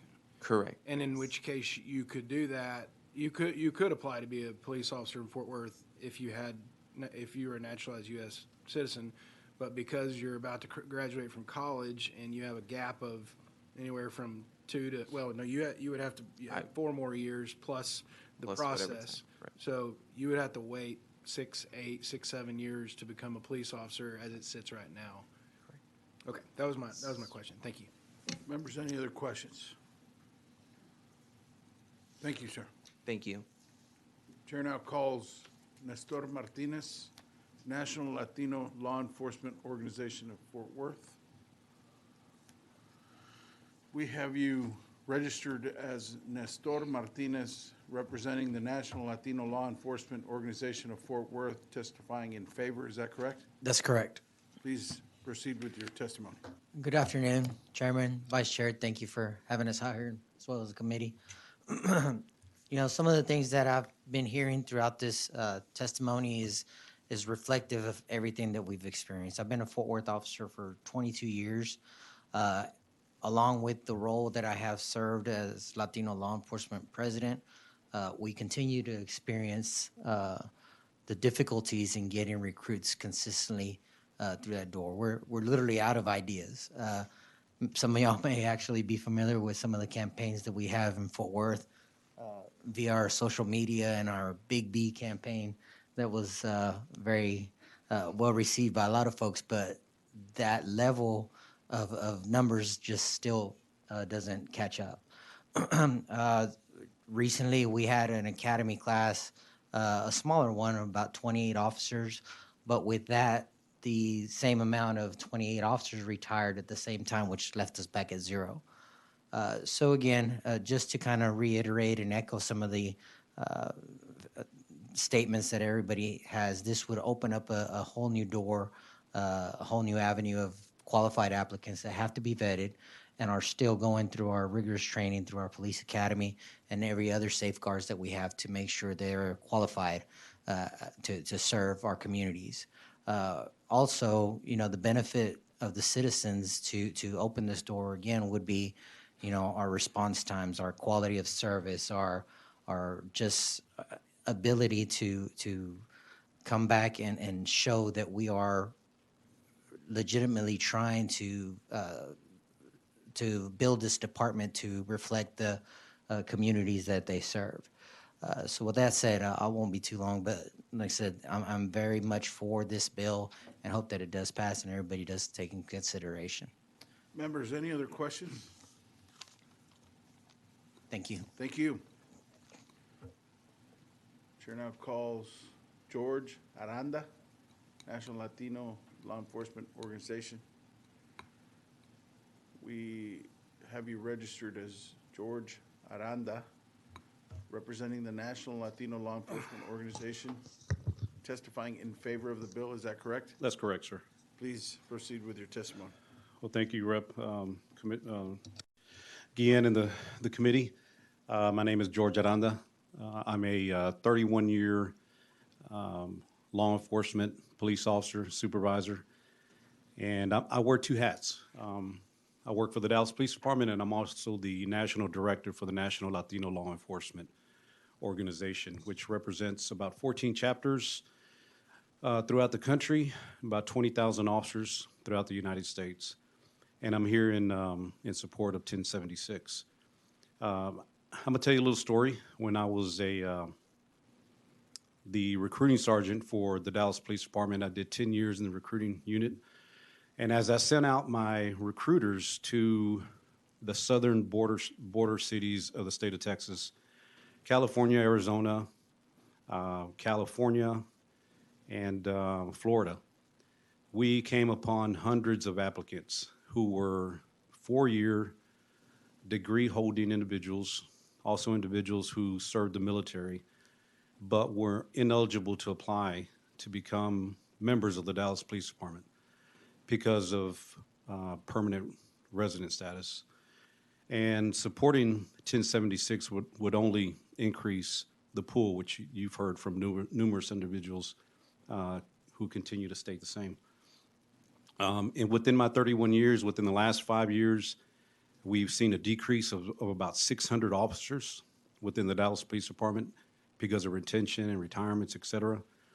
And now, as I speak to the academy classes at the academy, we've gone from what was a typical 40, 50, 60 candidate class to which is now 20, 25, if we're lucky, any given academy class. So I'm here on behalf of supporting 1076, which would only increase our diversity pool for our police department to be able to serve the communities that we serve and the stakeholders that we serve. But also another story. I came with stories, guys. I personally recruited a female by the name of Margarita Argumedo about 12 years ago. Margarita served 4 years in the military in the United States Army. And she applied for the Dallas Police Department. Very, very knowledgeable of the department, very, very well respected and spoken. But she did not have U.S. citizenship. So because of the association, we were able to make contacts with the Mexican consulate, and she had her paperwork in. And, through personal contacts, et cetera, we were able to push that paperwork. 12 years later, she's now a productive member of the Dallas Police Department, serving in our narcotics unit assigned to HIDA, which is our Highway Interdiction Task Force at the HIDA Task Force. So we ask that you guys support 1076 to be able to provide these opportunities for individuals to be able to apply and join not only the Dallas Police Department, not only Fort Worth, not only departments within these surrounding counties, but throughout the entire state of Texas. Members, any questions? Thank you, sir. Thank you. Chair now calls Stan Stanbridge. We have you registered as Stan Stanbridge of the Texas, representing the Texas Police Chiefs Association, testifying in favor. Is that correct? Yes, sir. Please proceed. Again, Stan Standridge, representing the city of San Marcos as well as the Texas Police Chiefs Association.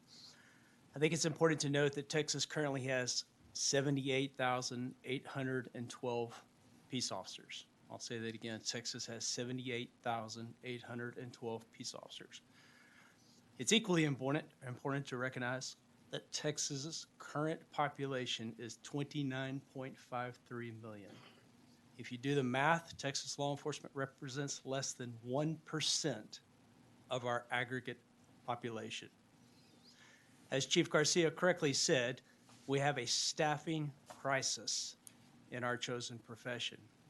But it's been the collective belief of the chiefs that nobody's speaking about this staffing crisis. And it's true not only on the sworn side, but it's also true on the telecommunicator side. For me alone, the San Marcos Police Department operated almost all of 2022 without 18% of my authorized sworn strength.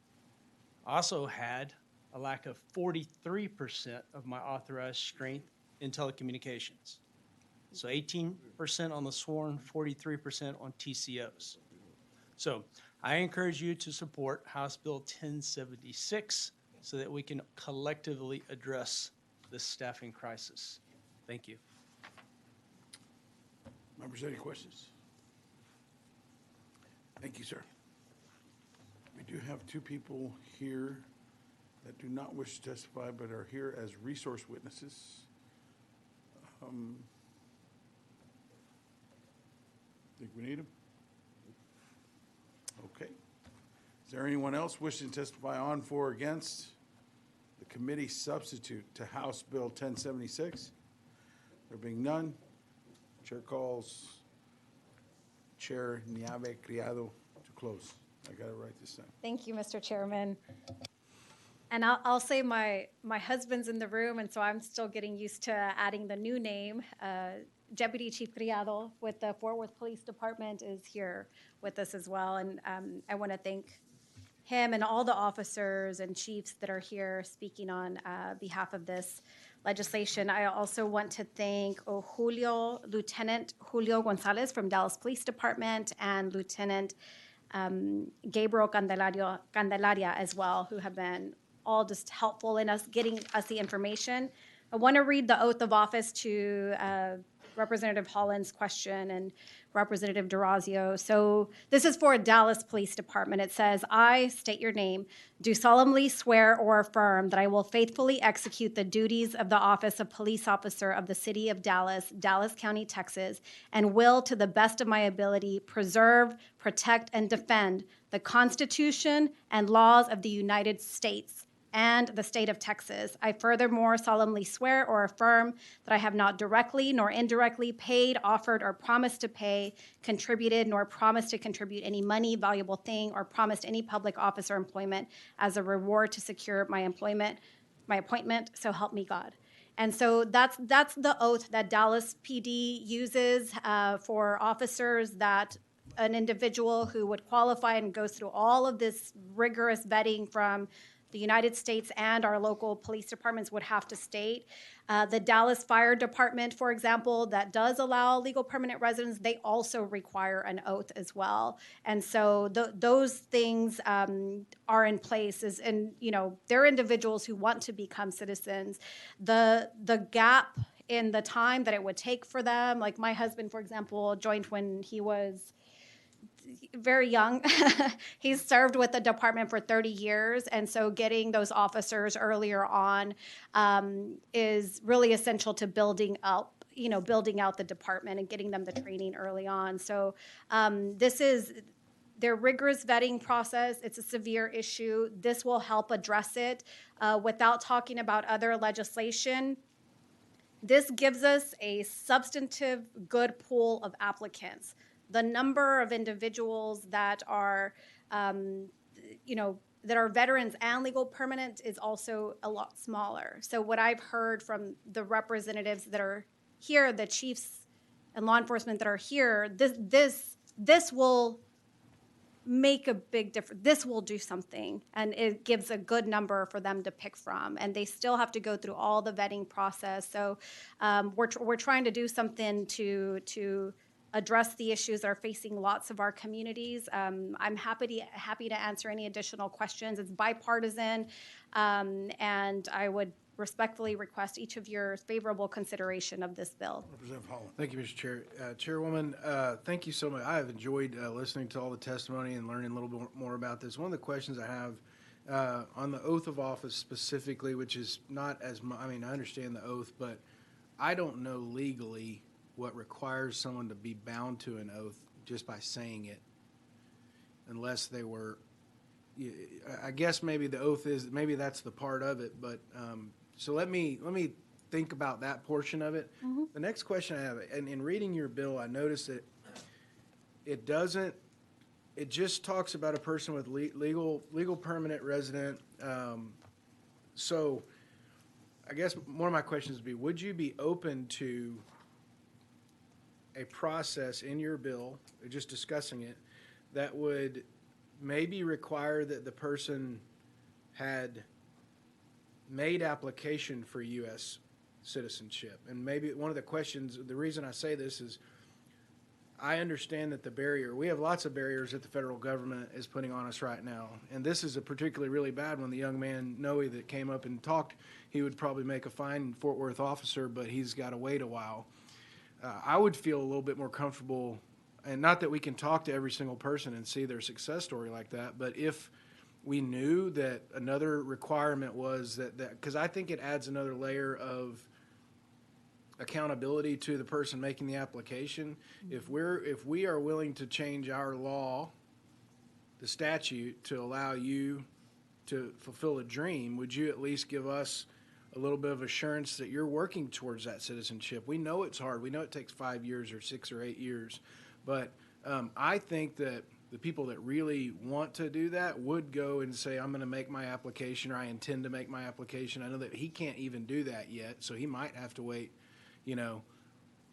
4 years to even do that. So if you're open to offline talking about things that we can do to the bill to make it look in good faith, not make it look, but just make it to where the people that are the LPR are taking the steps that we need them to take, because as we talk about the border and we talk about immigration, I don't think anybody in Texas is against people coming to Texas to become citizens of the United States, so long as they do so in the right way. And what a better way to show that we want you here than to say we've got a way for you to become a law enforcement officer. We just have to make sure.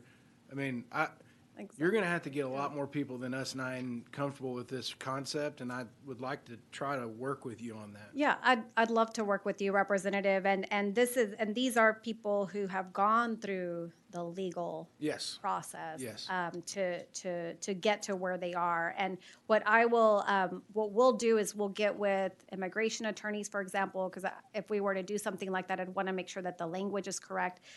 in terms of, do they have to wait, or are they, if they were required to, these are just things that come to mind, because we have discussed, that issue has come up that you've raised, and so to make sure that the language is right, so that if they were, I don't know if they have to wait the 5 years before they apply, or if they have to get their application in now, so we can. There do has to be some research on language that we can come up that says, if you've made application for U.S. naturalization and are awaiting that process, Mhm.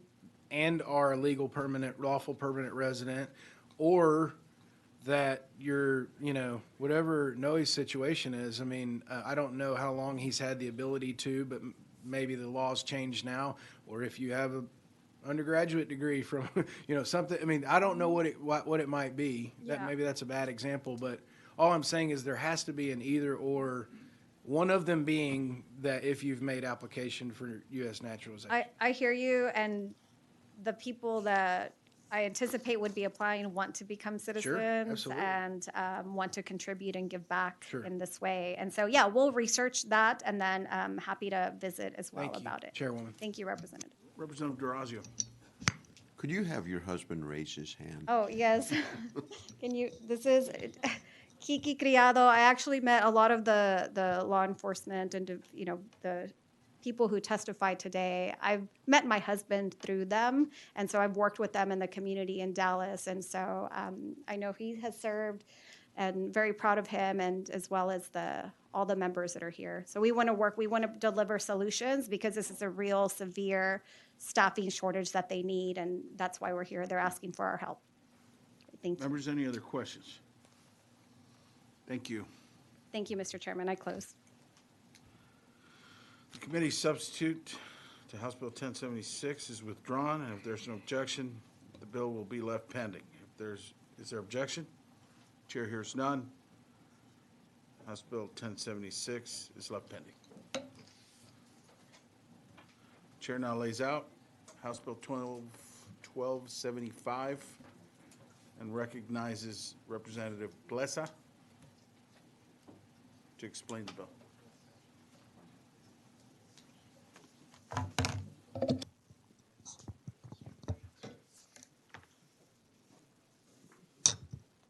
Thank you, Chairman Guillen, Vice Chair Johnson, and members of the committee for considering this legislation and providing me an opportunity to lay out House Bill 1275 before you.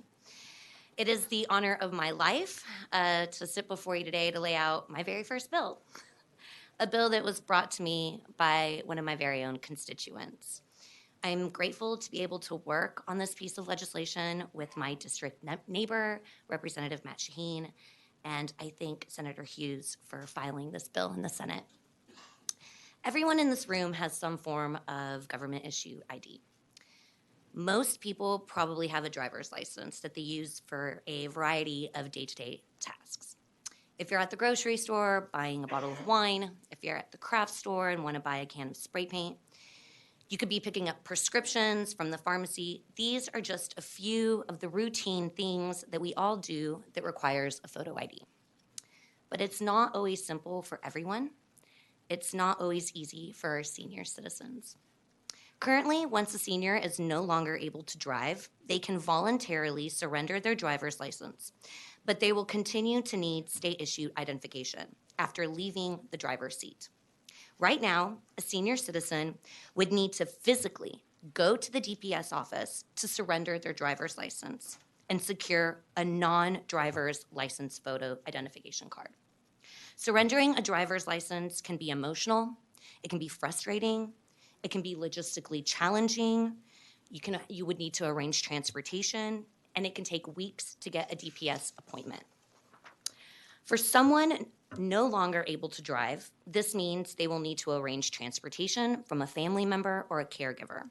Someone will need to take time, arrangements, childcare, and otherwise find the time to spend a few hours at the DPS.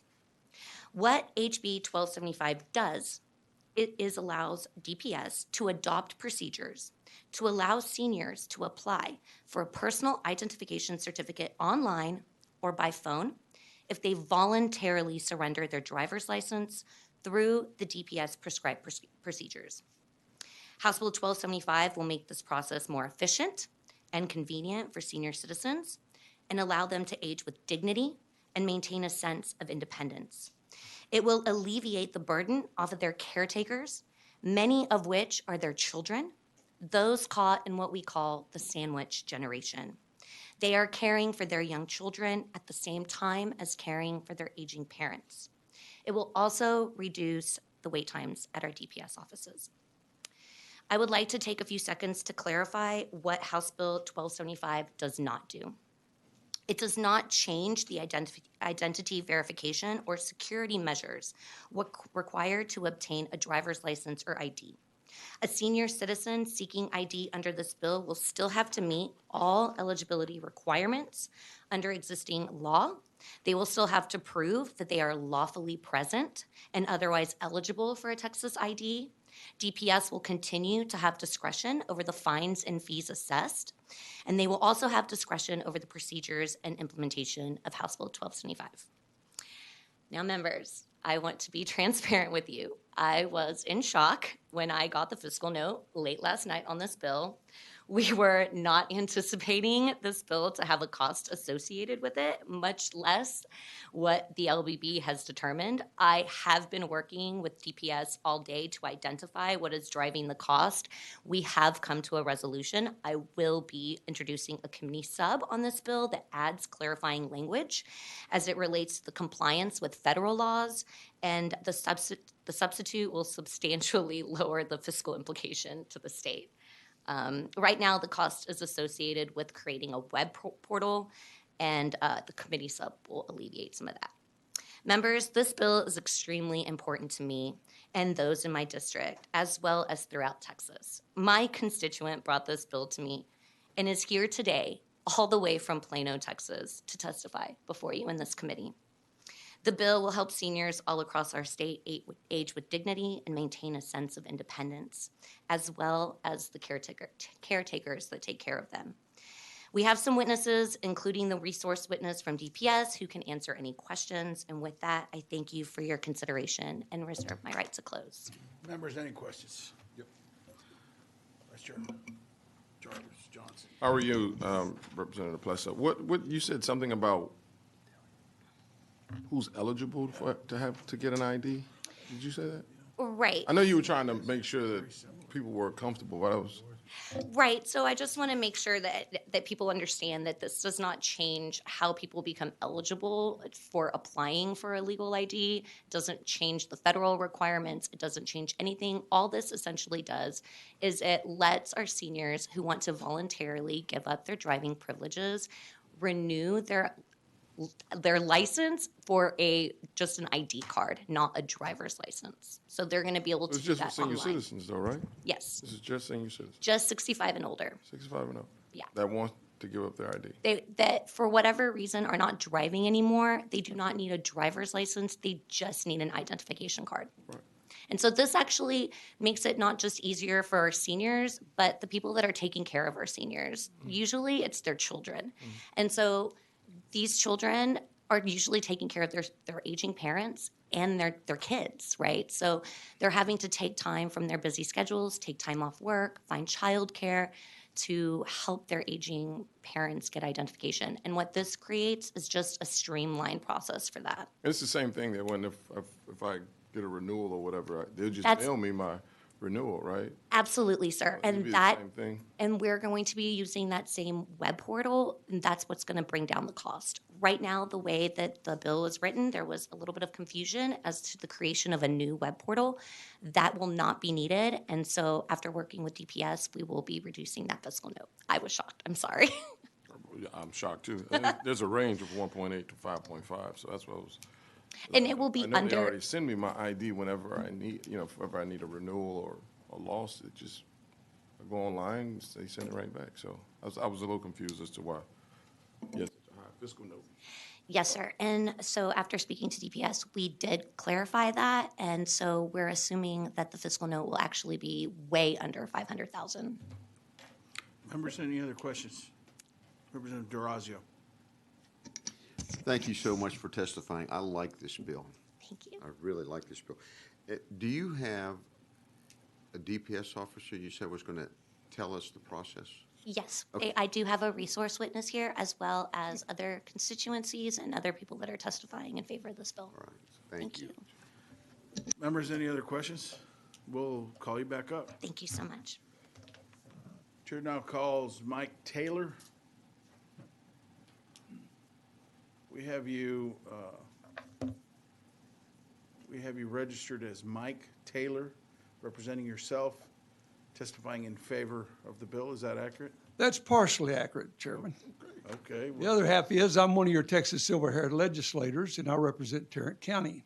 Also have a constituent, a colleague here, Gary Gerstenhaber, who is here in the Capital District. Okay, so but let's clear that up. Are you also representing Texas Silver-Haired Legislature? This is one and the same today, yes, sir. Okay, so we're going to add that to the record here. Your questionnaire out there, well, I started with silver hair, and it said, do you also represent as an individual? And I do, because I'm over 65. That'll work. Please proceed. Thank you for the opportunity, Mr. Chairman, members of the committee, to be here and speak to you on this issue. This was a citizen-driven initiative. I had hosted a morning breakfast for Senator Beverly Powell and Representative Giovanni Capriglione approximately 2 years ago. And after that, a man that's a competitor of mine came up and introduced me to his wife, says she's gonna tear your ear off. And she just unloaded on the punitive nature she felt of having to get her 92-year-old father. He still had a valid Texas driver's license, but he just wanted to change it to a valid Texas ID. And it was like 1 minute we knew him for 50 years of driving in Texas, and the next minute, who the heck are you? And it became something that required his birth certificate, which had burned in the particular jurisdiction he had it in many, many decades ago. And so I talked to Giovanni Capriglione, Representative Capriglione, about it. He said, Mike, there's your resolution. So I spent a year asking questions in town halls and meetings and what have you, and every time I asked the question, there was not one positive response to getting a Texas driver's license, just walking in and having it converted to a Texas ID. And of course, you don't do this every day, you do it every month, you don't do it every year. You only do it, as the vice chair said, whenever you go on, every 16 years, I think it is, I can do it online, but then I've got to go in and I've got to get my ugly mug shot so you know I've aged out. And so that's what brought it to this. So when looking at it, found out that statistically, even through Quantico, the FBI, the DPS, whether it's your local jurisdiction, that particular demographic of 70 and up is not really a statistical issue when it comes to crime nor terrorism. So in looking at that, it became obvious. We have now also had, by your legislature, the voter ID bills. So we've got a cat and mouse game going on here, and the whole ideal is to make it less punitive on those people who want to do what we as motorists in Texas want them to do. When it's time to get off the road, if you've gone through that with your parents or a loved one, you'll find out that's a loss of independence, and they fight it sometimes when they probably know it's in their best interest. We all know it's in the motorist's best interest, the motoring Texans. So that's the reason I authored this is Resolution R031 in our May session last year, which was in our legislative report we filed with you guys at the end of September for your session this time. So we're asking the 88th session to look at this. There are ways to do it, and I want to compliment Representative Plessa and her staff because they went down and found out what some of the other reps already said. Well, we've already passed this a few sessions ago in the bill. We've solved this problem, Mike. And come to find out there was something missing, and even the DPS staff itself said, no, we need some help here.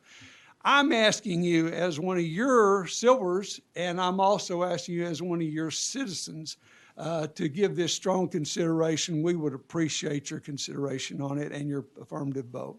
Thank you, committee. Thank you. Any questions, members? Thank you, sir. Chair now calls Jerry Chambers. We have you registered as Jerry Chambers, representing yourself in favor of the bill. Is that correct? Yes, sir. Please proceed. Hello, everyone, and good afternoon. It is an honor and a privilege to be here with you this afternoon. My name is Jerry Chambers. I'm a native Texan and a resident of the city of Plano. In the state of Texas, in order to convert a Texas driver's license to a valid Texas ID, the person has to go into the DPS office to make the change, especially if their Texas driver's license has expired, which is what happened for me with my mother. When you get to the office, they take a picture, you sign a document, and you pay a fee. All good and easy, except when your 87-year-old mother has Alzheimer's, has recently broken her pelvis, and you have to transport her to be physically engaged for this. I called the DPS, I told them the situation, and I asked for accommodations, and they said that in order to do a house visit, they will do an in-person visit, and they literally said that the patient, the client, had to be attached to medical equipment 24 hours a day to be able to have that accommodation, that I had to take my mom in physically to get this ID updated. So I began asking questions, doing some research. At the time, my representative was Matt Shaheen, and so I picked up the phone and called Representative Shaheen and said, help. And he said, let's look into this. And he came back to me and said, yep, you're right, this is a problem. And then we had an election, and I now have Representative Plessa, and I talked to her, and she was willing to file this bill, and I'm very grateful for that. What I have learned that I didn't know before is that you have to have a valid ID to be admitted to a hospital. You have to have a valid ID to apply for Medicaid. You have to have a valid ID to file your taxes. My husband just filed taxes for my mother, and I had to give the origination date and when the expiration date was for her ID to be able to file her taxes. So her expired license was not going to work. And then I've also talked to my state attorney and found out that when you die, in order to probate your will, you have to have a valid ID present at the probate of the will. So I'm very fortunate that on the day that my mom, I made an appointment, we were able to get her into our car. I was able to take a day off of work. My husband was able to take off lunch because there was no way I could transport her by myself. She's a large woman, and she clearly had been in pain from the pelvis.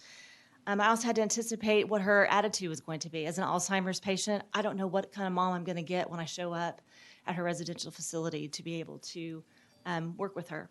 But it worked for me, and it worked for us this time. But I'm just concerned about the other citizens and our other elders in our community, about how we can make this transition from a valid driver's license to a valid Texas ID, and still give dignity to our seniors who clearly need it. So thank you, and I'll take your questions. Members, any questions? Thank you. Thank you, sir. Appreciate the opportunity to talk. Chair now calls Katie Phelps.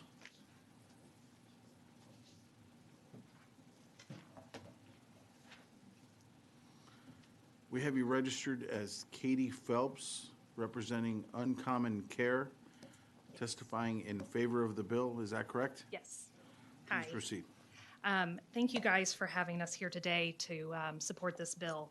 As you mentioned, I work for Uncommon Care, Alzheimer's Care. I've had the honor of working in long-term care for 15 years. Mostly specializing in Alzheimer's and hospice care. Our communities currently, we serve the Georgetown, Plano, and Sugar Land communities, and this is a problem across all of our Texas facilities. As Jerry stated before, many of our adult children have to take off work, go and take their loved one that they have already placed into a memory care facility to the DPS and go through that entire process. Many times, adult children, if you guys are like me, we don't take on our parents' responsibilities until we really realize it's time. And so having that conversation is already hard. And now we are asking them to go in front of in a public area where we don't know what their behaviors are going to be, Are they going to have delusions? Are we going to have medication issues? Are we going to have incontinence issues to deal with? And in our case, a lot of those adult children have placed them in our care so that we can provide those ADLs that they need on a regular basis. This process does not allow dignity and independence for someone that has already made a decision with their adult children in the privacy of their own homes or in their own meeting to now have to go and do that again. We all come from parents. We all have in-laws or loved ones, grandparents, and those will be us one day. That we are sitting at the DMV trying to get our license turned back in so that we can get that identification card. And, you know, I just urge you guys to really take that into consideration and make this process easier for our seniors. Members, any questions? Thank you. Thank you.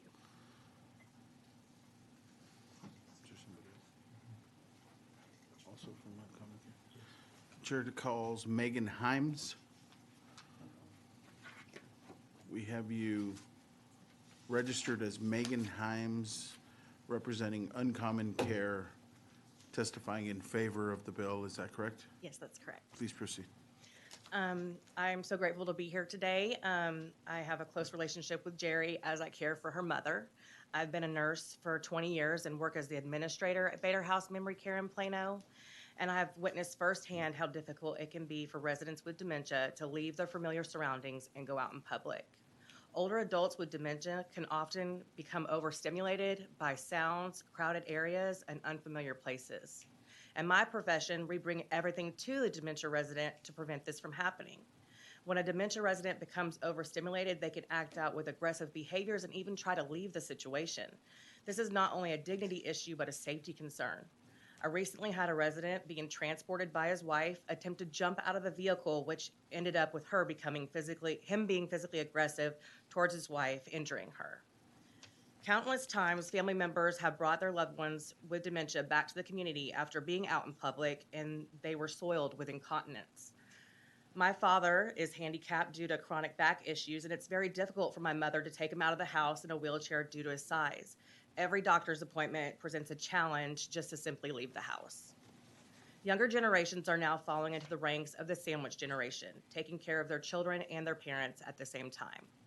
Families and caregivers need a clear and simple path to gaining ID access for those who are unable to do so for themselves, so that their health care, financial, and personal wishes can be carried out in a timely manner. Passing this bill would maintain their dignity and minimize the stress on the older adults and caregivers. Members, any questions? Thank you. Thank you. We have a resource witness here. Chair calls Linda Boleen, Texas Department of Public Safety. We have you registered as Linda Boleen, representing the Texas Department of Public Safety, testifying on the bill. Is that correct? Correct. I've got a question. So, 2 sessions ago, I passed House Bill 2092 with the help of my esteemed colleagues. And it was directing DPS to come up with a process to do what we're talking about in this bill. And apparently, I guess it didn't get done. Can you? I know nothing about that bill, I'm sorry. Okay. If I'd been able to do some homework, I'd have been glad to do it, but. And so Representative Holland had a bill, a very similar bill, the same session, that he got passed and went to the governor's desk and got vetoed.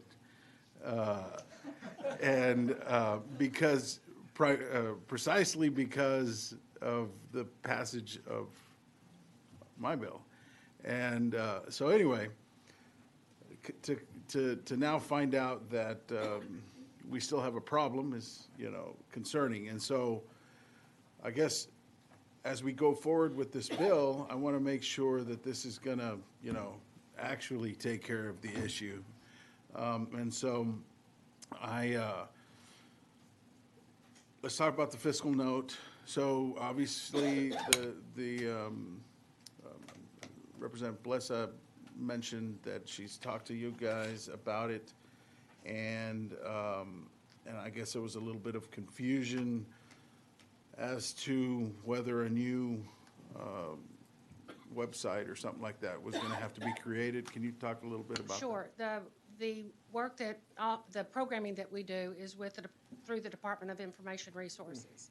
We asked them to give us an estimate of what a portal to submit the documents, the photo, how much that would cost, and that was their range of estimate, the 1.8 to 5.5.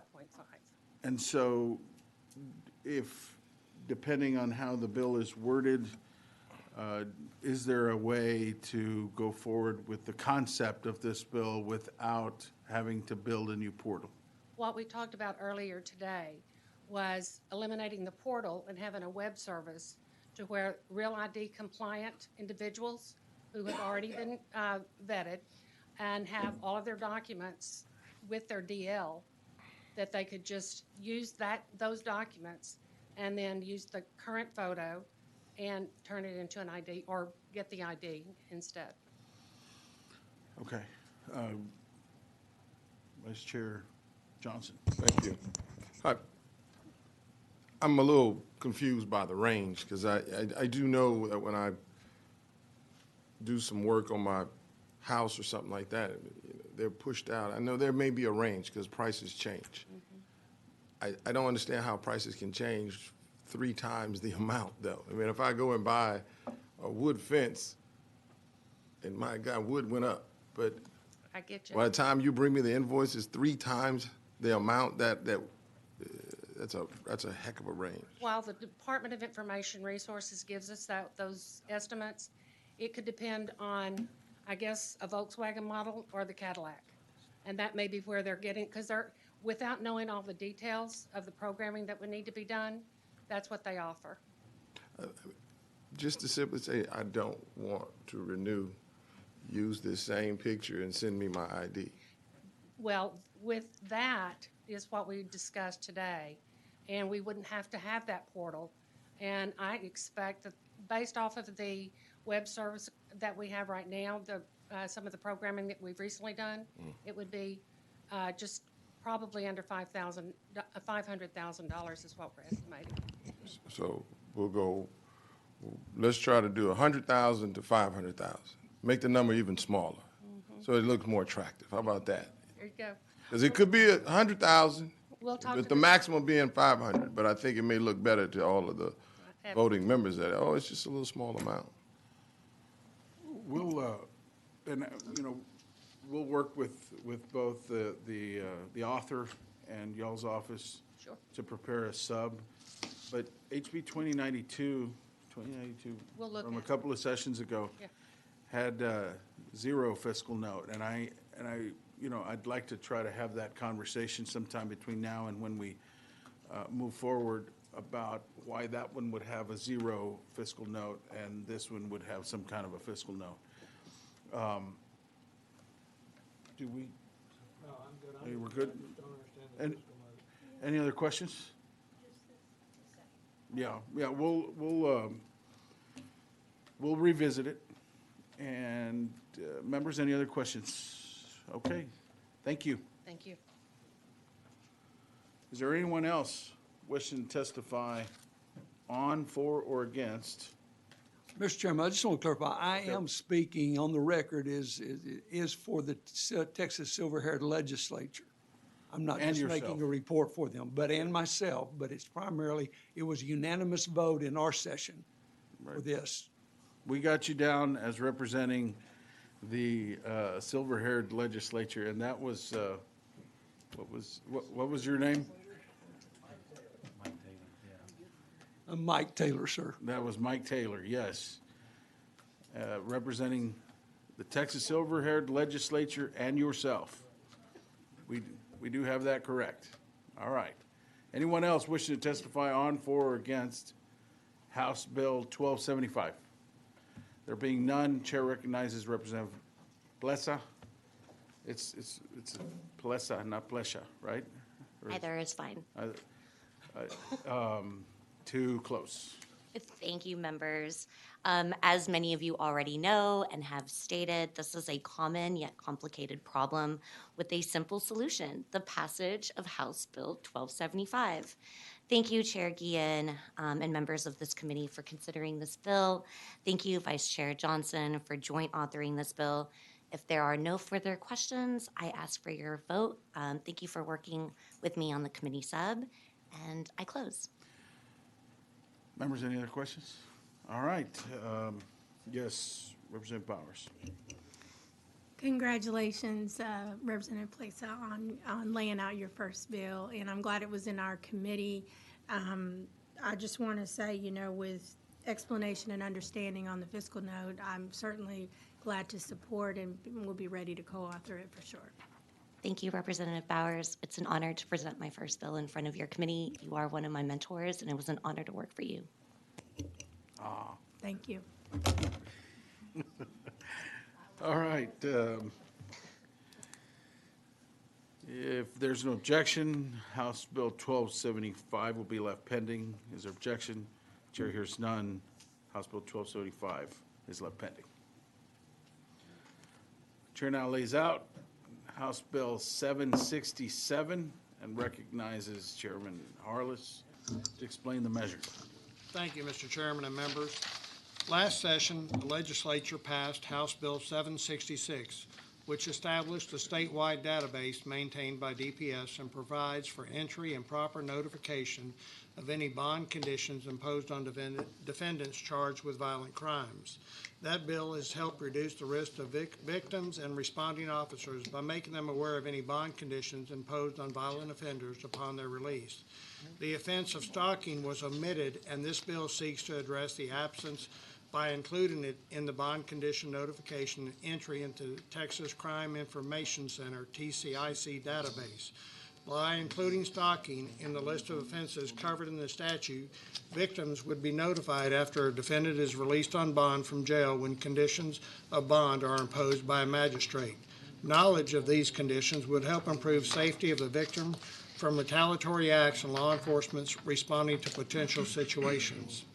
Mr. Chairman, I have an expert witness who's here and able to answer any questions or concerns this committee may have. I respectfully ask for the opportunity to close. Members, any questions? We will recognize you to close in a little bit.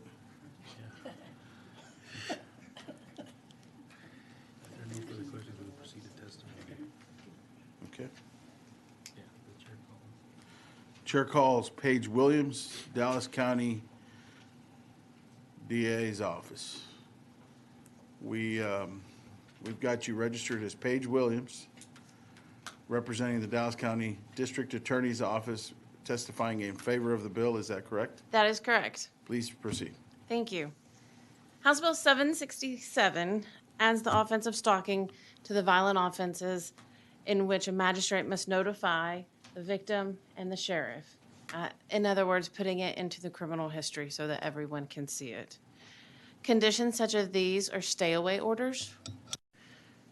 Typically, this body last session, as Representative Harless pointed out, addressed the violent offenses in Title V and Title VI.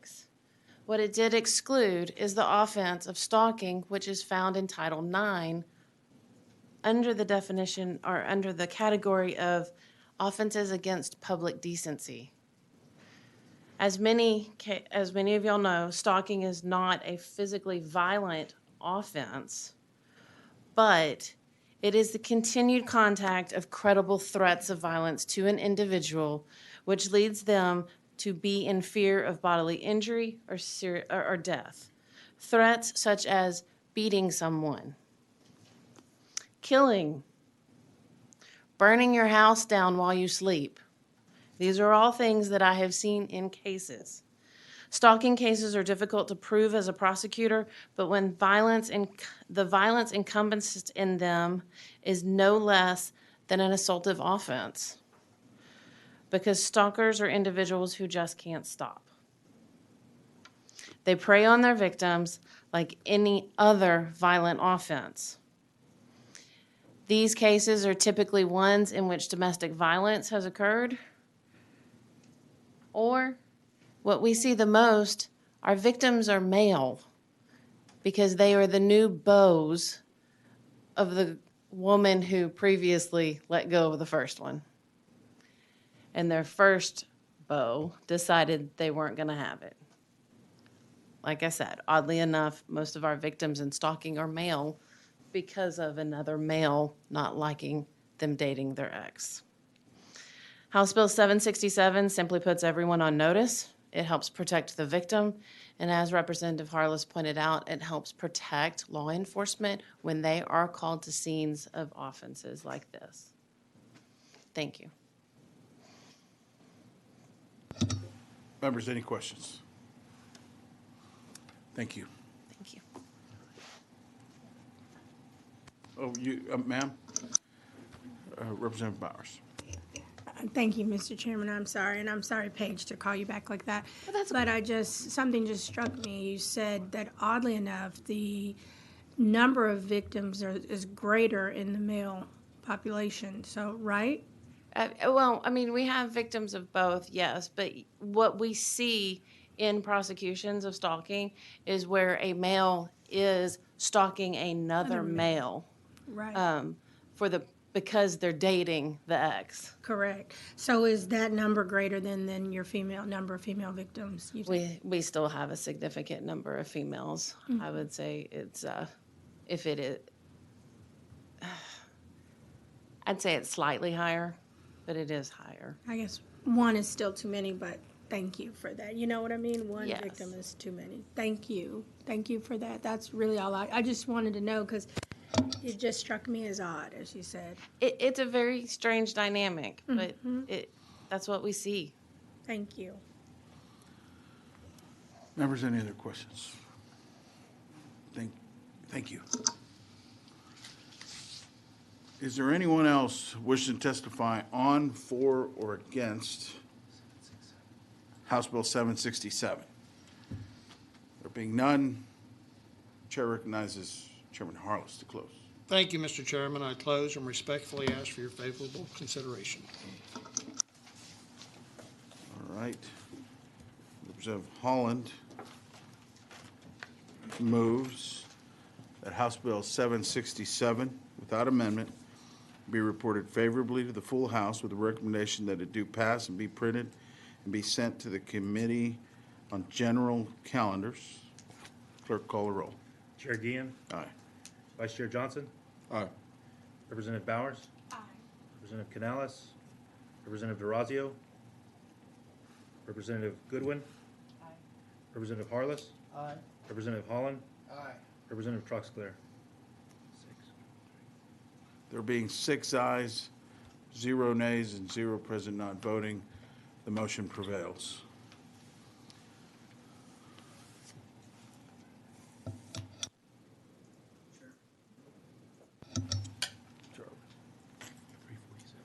Chair now lays out House Bill 347 and recognizes Vice Chair Johnson to explain the measure. Thank you, Mr. Chair. Members, this is the same bill that was voted out last session unanimously through this committee and includes feedback from child welfare advocates, DFPS, as well as police stakeholders. The current policy, and this is House Bill 347, deals with relating to law enforcement agencies regarding the placement of a child taken into possession by a police officer during an arrest of a person. If you can just imagine a parent who simply was somewhere in some small rural town going through and got a traffic violation and completely forgot about it. Unfortunately, now they go back and they got arrested and they have their child in the car with them. Well, there's no clear policy with what needs to happen in order to make sure that our children don't wind up in DFPS. My bill simply asks that the law agency that is applicable at that time, to make concessions to call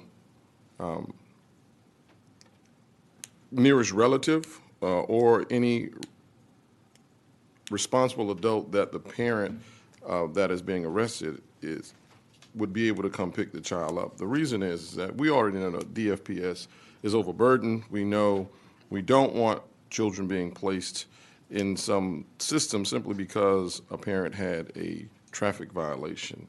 And the statistics are pretty alarming because DFPS, as a default child placement, is especially troubling because over half of the jail bookings are for misdemeanors. And so when you see a parent that is being arrested simply because of a misdemeanor or a minor traffic violation, means that a child can still be placed in DFPS's custody. And it's especially hard when a parent may not have the bond money to be able to bond out at that particular time. And unfortunately, that child would, in a lot of cases, wind up in DFPS's care. That's costing far more money than we need to be paying. And as we know, DFPS, CPS, and many of the agencies are having staffing shortages as it is. And so I think it's very important that this is simply a bill that asks law enforcement to address and have a written policy, because right now the policy are ad hoc. You know, they have certainly many different policies, but this is a uniform policy that I look to see if we could have people make sure that our children are taken care of, placed in the right adult care, and then being able to go home as opposed to going into the system. The last time I wrote this bill, and I talked to many people, and many of my colleagues, well, some of them, I'm not going to say many, some of them said, well, this is going to take officers off the street. We don't want officers off the street. And to that, I said then, and I'm going to say now, anytime that there's an arresting officer arresting someone, that arresting officer immediately is taken off of the streets because they have to take the individual back to the prison. They have to do paperwork. So they're already off of the street. So the argument that, oh, officers are going to be away from doing their job, well, they are doing their job. Someone has gotten arrested. They're doing the paperwork. They have to fill out that paperwork. And then from there, they'll be able to go back. All the while does not prohibit or stop them or interfere with their abilities to make sure that our streets are safe, simply by taking an extra 5 minutes to make a call to a relative that can come pick up a child, even if it's in a rural area. So this bill just simply tries to keep children out of the CPS, DFPS system. So I don't know if there are some witnesses. I think they are. If they are, great. We'll have you. And I will reserve my right to close. We'll do so. All right. Chair calls Carrie Judas.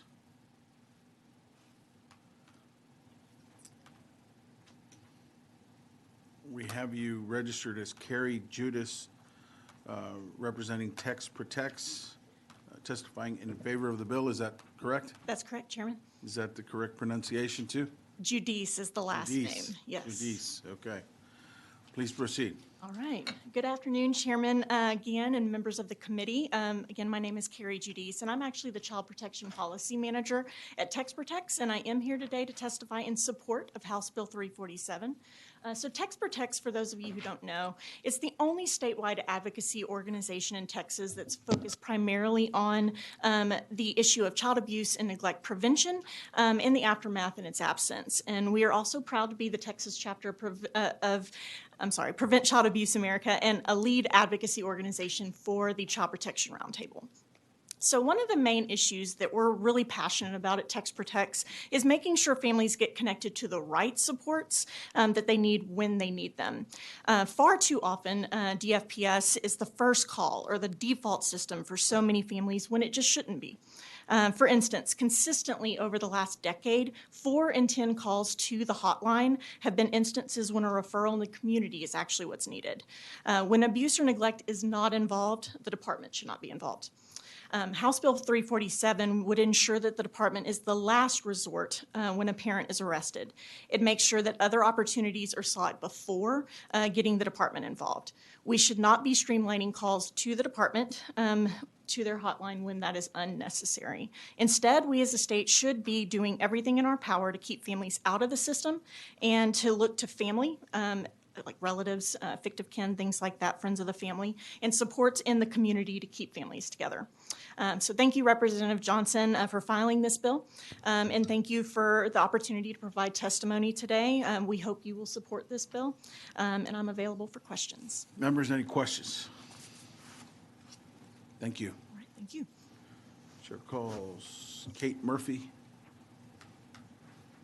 We have you registered as Kate Murphy, representing Texans Care for Children, testifying in favor of the bill. Is that correct? Yes, sir. Please proceed.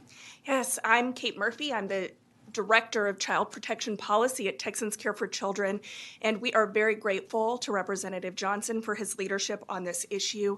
In 2022, Texas law enforcement made over 56,000 calls to CPS. Only schools reported more children. HB 347 requires law enforcement to look for a caregiver of an arrested or incarcerated parent without CPS help. We believe that reporters should only call CPS when they suspect that a parent is abusing or neglecting their children. And when law enforcement over-rely on CPS to look for caregivers, we really put at risk that parent-child relationship. And parents who have not abused or neglected their children may be at risk of losing custody of their children to the state. When a parent is arrested, that is a very traumatic experience for children. Likewise, being removed and separated from their parents and placed in foster care can be a very traumatic experience for children.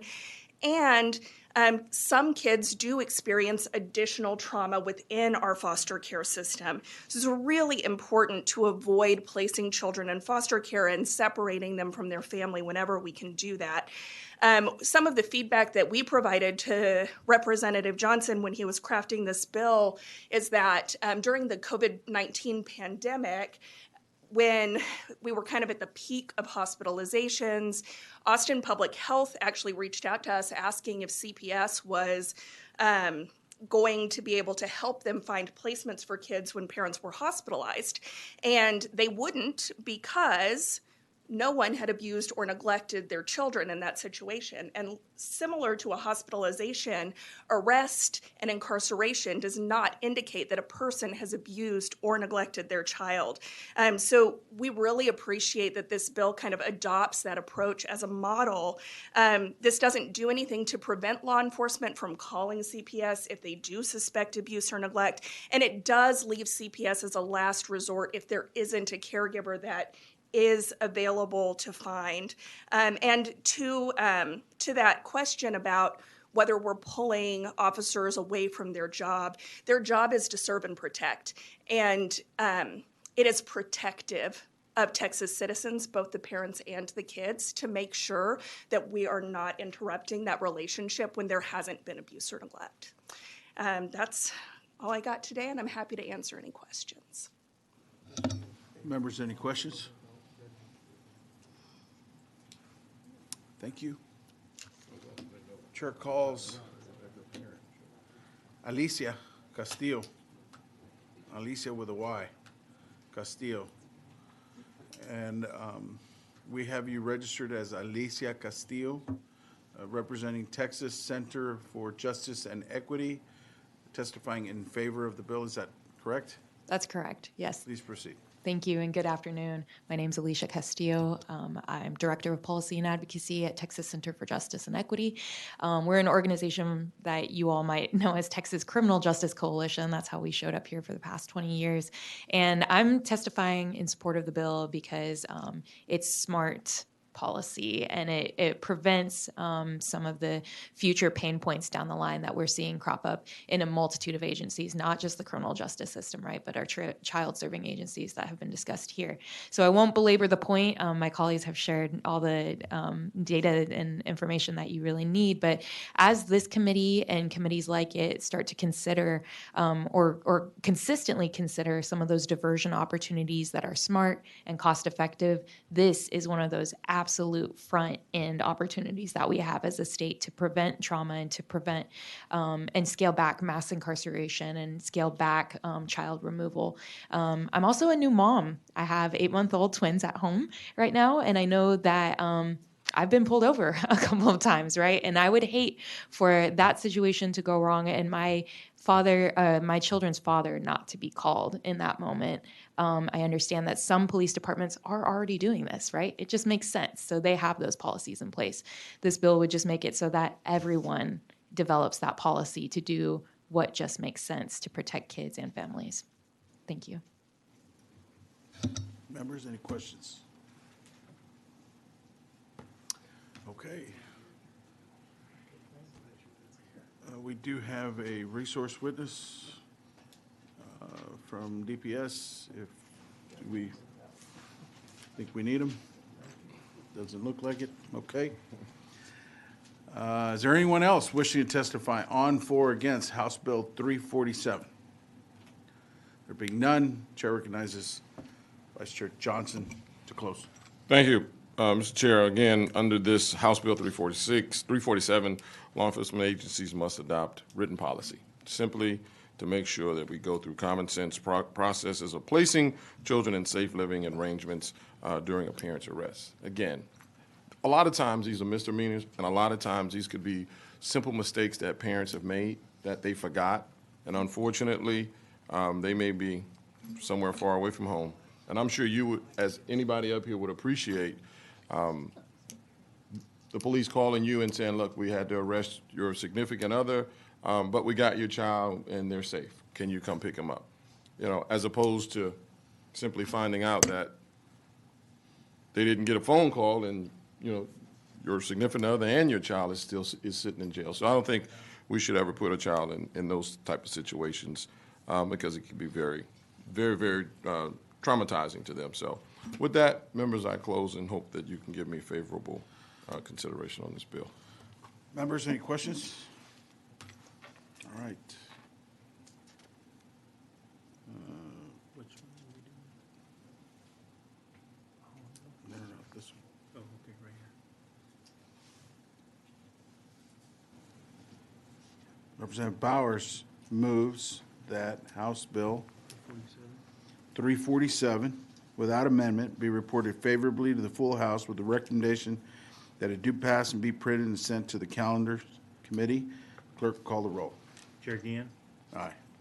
Vice Chair Johnson? Aye. Representative Bowers? Aye. Representative Canales? Representative Durazio? Aye. Representative Goodwin? Aye. Representative Harless? Aye. Representative Holland? Aye. Representative Troxclair? There being 7 ayes, 0 nays, and 0 present not voting, the motion prevails.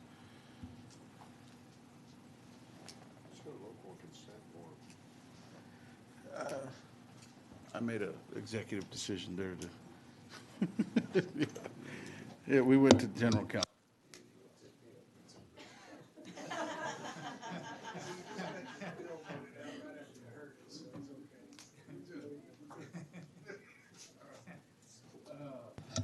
You want to go next? Okay.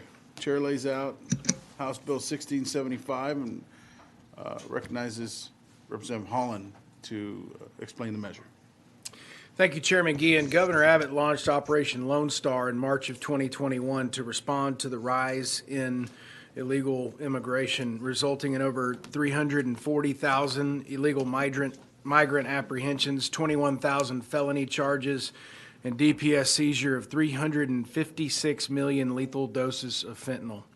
Additionally, the increase in human trafficking and drug smuggling is putting immense pressure on the Texas-Mexico border regions and also spilling into our local communities in the form of increased overdoses and crime. Local law enforcement, especially along our 1,254-mile border, deserves proper direction on their role in stifling trafficking of drugs and people across the border. House Bill 1675 provides law enforcement the opportunity to receive border operations training and assist DPS with its efforts to secure the border. Our border personnel are often overworked and understaffed. This program will allow local law enforcement jurisdictions across the state to partner with DPS and the Texas Commission on Law Enforcement to voluntarily send their officers to border counties to work with DPS troopers and gain valuable training on human and drug trafficking that they can take back to their communities. This will help meet the demand for additional manpower in the area by sending peace officers voluntarily across the state to border area to perform specific duties laid out by DPS. The peace officers that participate will gain valuable insight from the classroom instruction approved by TCOL, which will count towards continuing education and get real-world experience with DPS troopers. The peace officers will bring these experiences and knowledge back to their departments and communities and have unique insight into these pressing crimes. The training provides a public benefit to those officers' communities because they will be better equipped to identify human and drug trafficking and the best practices on how to approach and enforce those laws and issues. Our local law enforcement officers should be able to assist border operations along the border and receive training on how they can tackle associated crimes in their home communities as well. With that, I can answer any questions and reserve my right to close. Members, any questions?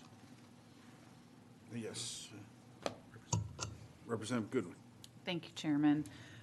Representative Holland, I'm curious, after hearing a lot about the shortage of officers, I'm curious about the training and so this would take the place of continuing education that they have to do now?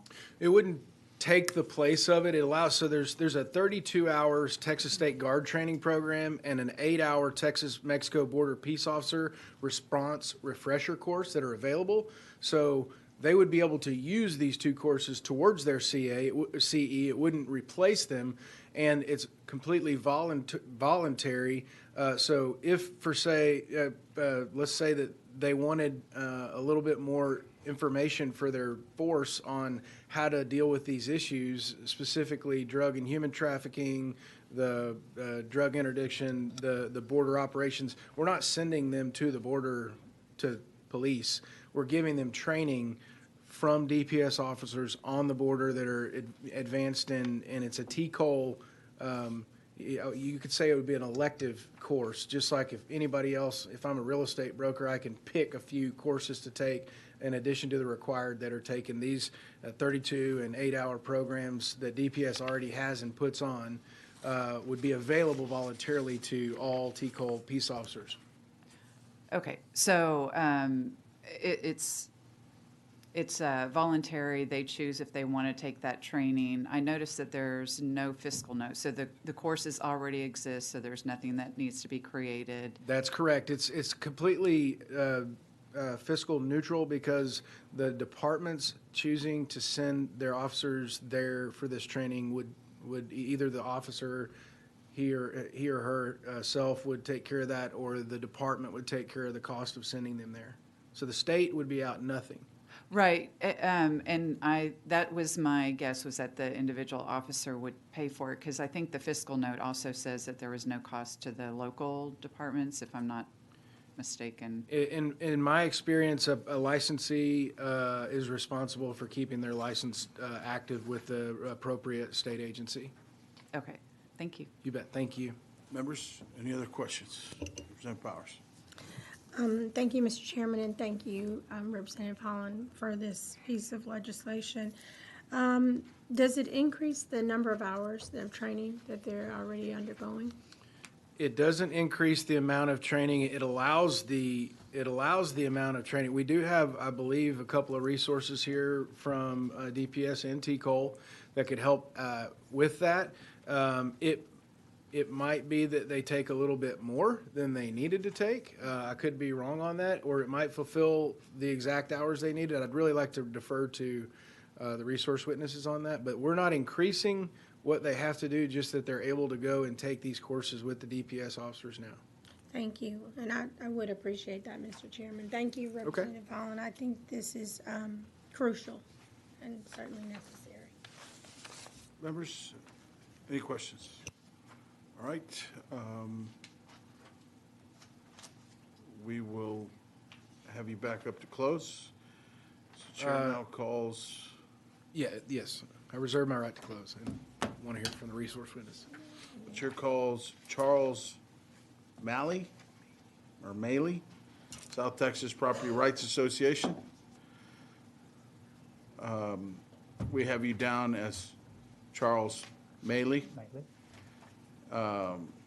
representing the South Texas Property Rights Association, testifying in favor of the bill. Is that correct? Yes, sir. Please proceed.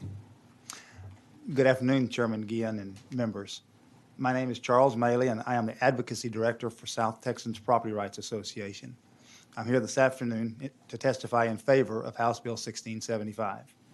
With a membership base dispersed across the 35 to 40 million acres known geographically as South Texas, STPRA dedicates a significant portion of our time and efforts striving to build better and stronger relationships between property owners, state, local, and federal law enforcement, and our state, local, and federal decision makers. In that role, we have a unique opportunity to hear about the many different facets of policy implementation in that region.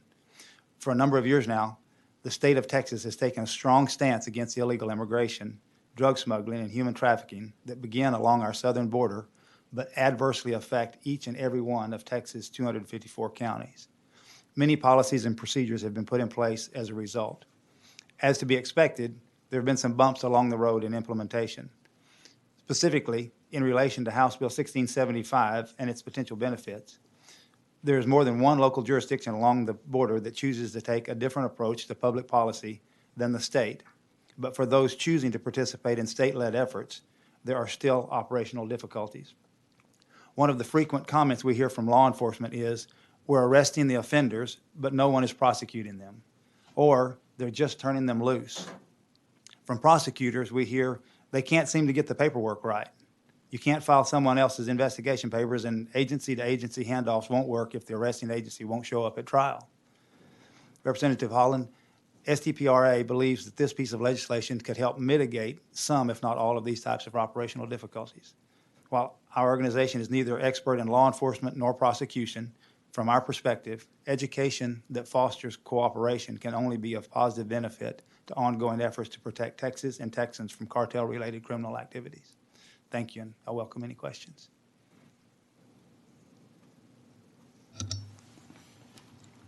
Members, any questions? Thank you, sir. Thank you.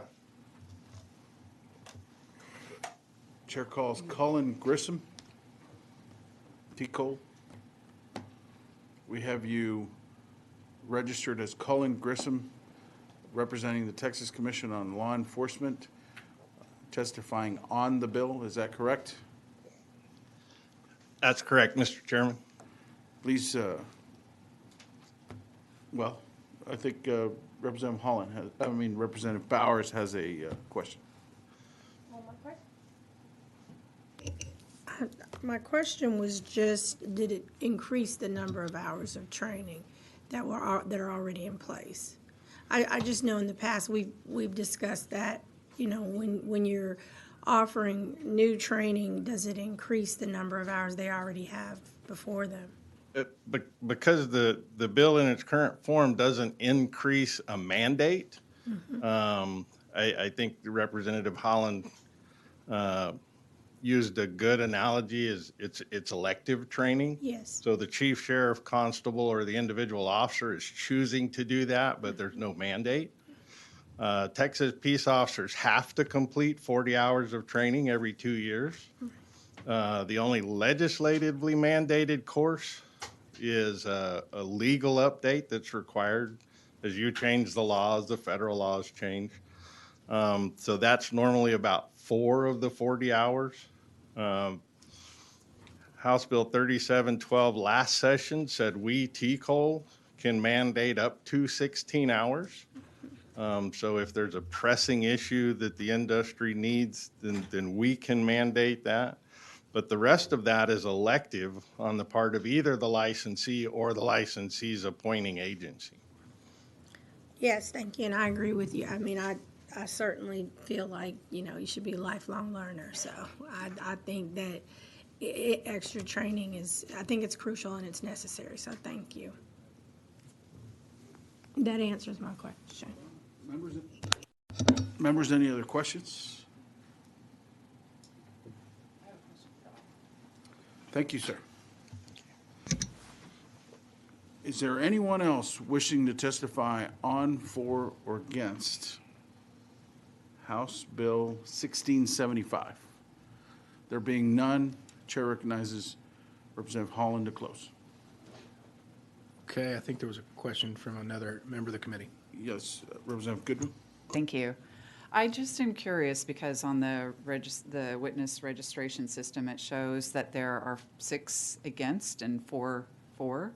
So do you have any idea why people are against the bill, since we didn't hear from them? It would be hard for me to assume why somebody would register to testify against my bill and not come and say anything about it. So I'm not sure. What we're trying to do here is provide more resources for our officers about real life issues that are on the streets. That's it. I mean, yeah, so it sounds like a good idea. I always believe in cooperation among different levels of government. Yeah. So the House bill is 1675, and we're up to about 5,000 now, and I've not heard from any of those people about this bill. All right, thank you. Okay. Representative DeRazio moves that House Bill. I close. There we go. Representative DeRazio moves that House Bill 1675 without amendment be reported favorably to the full House with the recommendation that it do pass and be printed and sent to the general calendar. Clerk, call the roll. Chair Guillen. Aye. Vice Chair Johnson. Aye. Representative Bowers. Aye. Representative Canales. Representative DeRazio. Aye. Representative Goodwin. Representative Harless. Aye. Representative Holland. Aye. Representative Troxclair. There being 6 ayes, 0 nays, and 0 present not voting, the motion prevails. Chair now lays out House Bill 568 and recognizes Representative Bowers to explain the measure.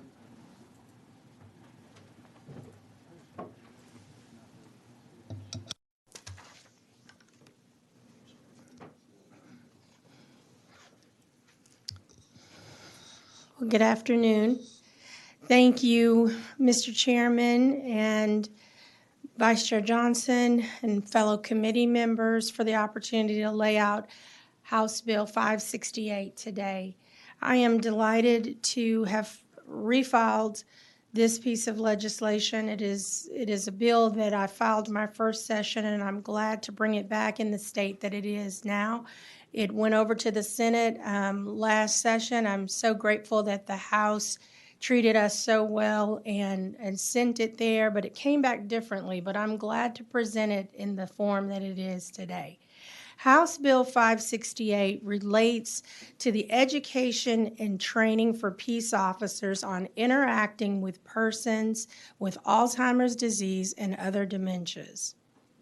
House Bill 568 amends the existing occupations code regarding the training of peace officers by adding to the curriculum a section including instruction on techniques for recognizing symptoms, communicating effectively, employing alternatives to physical restraints, and identifying signs of abuse, neglect, or exploitation. This bill does not increase the total number of required training hours. I've always appreciated this body's bipartisan commitment to brain health and public safety. House Bill 568 is where these issues intersect. This kind of training will result in safer outcomes for both our police officers and the public. I believe I have testimony and support from a few witnesses, and otherwise I respectfully reserve the right to close. Members, any questions? We'll call you up to close. Chair recognizes, or Chair calls up Buddy Mills, Sheriff's Association of Texas. We have you registered as Buddy Mills, representing the Sheriff's Association of Texas, testifying in favor of the bill. Is that correct? Yes, sir, it is. Please proceed. All right, thank y'all. I just wanted to let you know that the Sheriff's Association of Texas adamantly supports, and all sheriffs of Texas supports this legislation to help with the intervention that we have to do with a lot of people in our communities. And here, more recently, as we've known, this is something that's a disease that has been around for a while, and it causes a lot of problems, both for the families. And so, unfortunately, law enforcement is called a lot of times to try to help or aid with a loved one that might be experiencing a form of Alzheimer's or dementia. So we adamantly support this bill, and we want to go on the record as saying that, Mr. Chairman. Members, any questions? Thank you, sir. Thank you. Chair now calls Melissa Sanchez, Alzheimer's Association. We have you registered as Melissa Sanchez, representing the Alzheimer's Association, testifying in favor of the bill. Is that correct? That's correct. Please proceed. Chairman Guillen, members of the committee, good evening. My name is Melissa Sanchez, and I'm the Texas Public Policy Director for the Alzheimer's Association. I'm here today to express our support for House Bill 568. One of the most common causes of disruptive behavior among older adults is dementia, specifically Alzheimer's. Law enforcement officers frequently interact with individuals who have Alzheimer's disease and are among the first to observe instances of abuse, neglect, and wandering. In Texas, there are over 400,000 individuals who have been diagnosed with Alzheimer's disease. 70% of them live in the community, and 6 of 10 will wander from their home. As you heard from the sheriff, law enforcement officers are often called to provide assistance to people living with Alzheimer's, both in the community and in long-term care facilities. For example, officers interact with people with Alzheimer's and their caregivers when they're searching for a lost family member who has wandered, by stopping drivers who exhibit unsafe driving, or rescuing people with dementia from abuse, and intervening in crisis or disaster situations. For law enforcement, these interactions are complicated by the fact that people with dementia often have difficulty understanding or explaining what is happening or what they are doing, and their behaviors may be viewed by first responders as uncooperative, disruptive, and combative. These encounters can be complicated without adequate dementia training among law enforcement officers. As the number of people with dementia continues to grow, officers will undoubtedly face several obstacles during their encounters with people with dementia, including unique behavioral challenges. Enhancing already existing law enforcement training to include the education of Alzheimer's and training in safely interacting with persons with dementia can often effectively address situations and ensure the safety of individuals with Alzheimer's, as well as the safety of law enforcement. To be clear, the bill does not add additional hours, but merely ensures that Alzheimer's topics are covered in the current crisis intervention and de-escalation training that law enforcement officers must take. The Alzheimer's Association would like to thank the Texas Commission on Law Enforcement for encouraging officers to learn more about interacting with folks with Alzheimer's disease, and we'd like to express our sincere appreciation to Representative Bowers for recognizing the need for this legislation. I can now take questions if there are any. Thank you. Members, any questions? Representative DeRazio. Yes, thank you. Do you know how many hours of extra training, maybe this is a question for you, that our police officers now have to take? And I see it's going to take an additional 40 hours of training for this. So they already are required to take 40 hours of training regarding de-escalation and crisis intervention, and I'm sure Tico can provide a resource on this. But so the bill does is just ensures that of those 40 hours, Alzheimer's is a topic of the 40 hours. It's already included. That's already required. So it's not adding any kind of hours. It's just making sure that Alzheimer's disease is a topic that is covered within the already required 40 hours. Okay, the reason for the question is as we go through all the different bills that we're looking at, I'm seeing training training. I'm seeing hours. And, you know, at a 40-hour week, that's 2,080 hours a year. And it looks like we're going to have about 200 hours worth of training. And I'm just wondering if some of this training is taken up with other, it's already included with other parts of the progress, the programs that the officers now go through.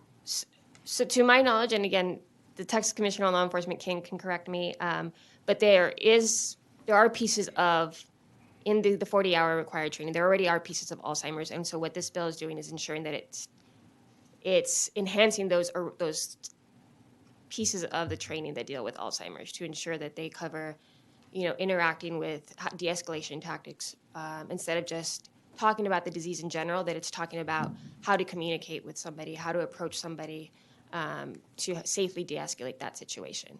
Mm-hmm. So again, it's not adding content, it's just enhancing the content. Okay, thank you. Mm-hmm. Members, any other questions? Thank you. Thank you. Chair calls Katie Phelps. We have you registered as Katie Phelps, representing Uncommon Alzheimer's Care, testifying in favor of the bill. Is that correct? Yes. Please proceed. Representative Bowers, thank you for letting me just testify. I think I got a little excited when I got to come and testify for the other one and saw this one. I like I said before, I have 15 years of experience with long-term care, most of that being Alzheimer's care in an assisted living Alzheimer's certified setting. This is something that we commonly see with either new potential residents coming to us where there's been a de-escalation issue in the home.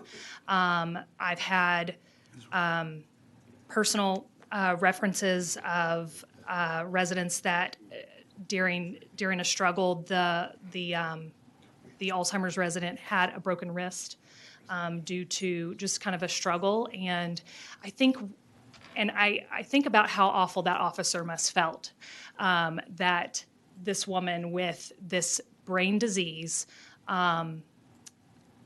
was injured during something that could have possibly been de-escalated through redirection or through different techniques that we teach on a regular basis to our staff.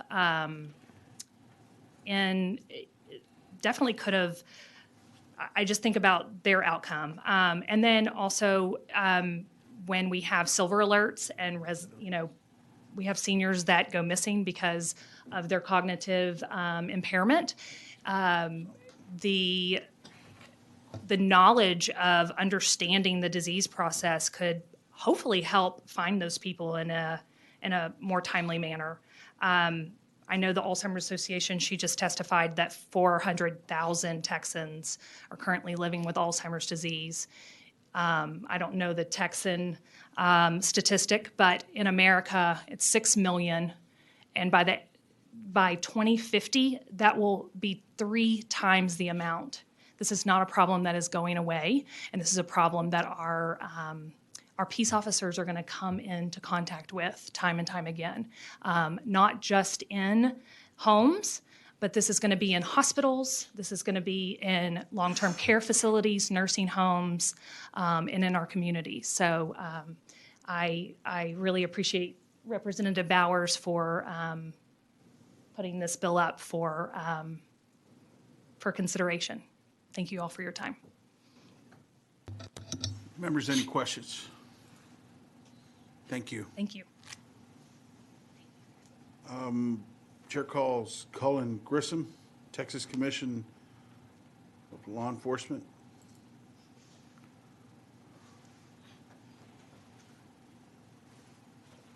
We have you down as Cullen Grissom, representing Texas Commission on Law Enforcement, testifying on the bill as a resource witness. Is that correct? That is correct, Chairman. Representative DeRazio? No, we don't need him? I'm sorry. No? Okay. Yeah. All right. Any other questions? Okay. Thank you, sir. Thank you, sir.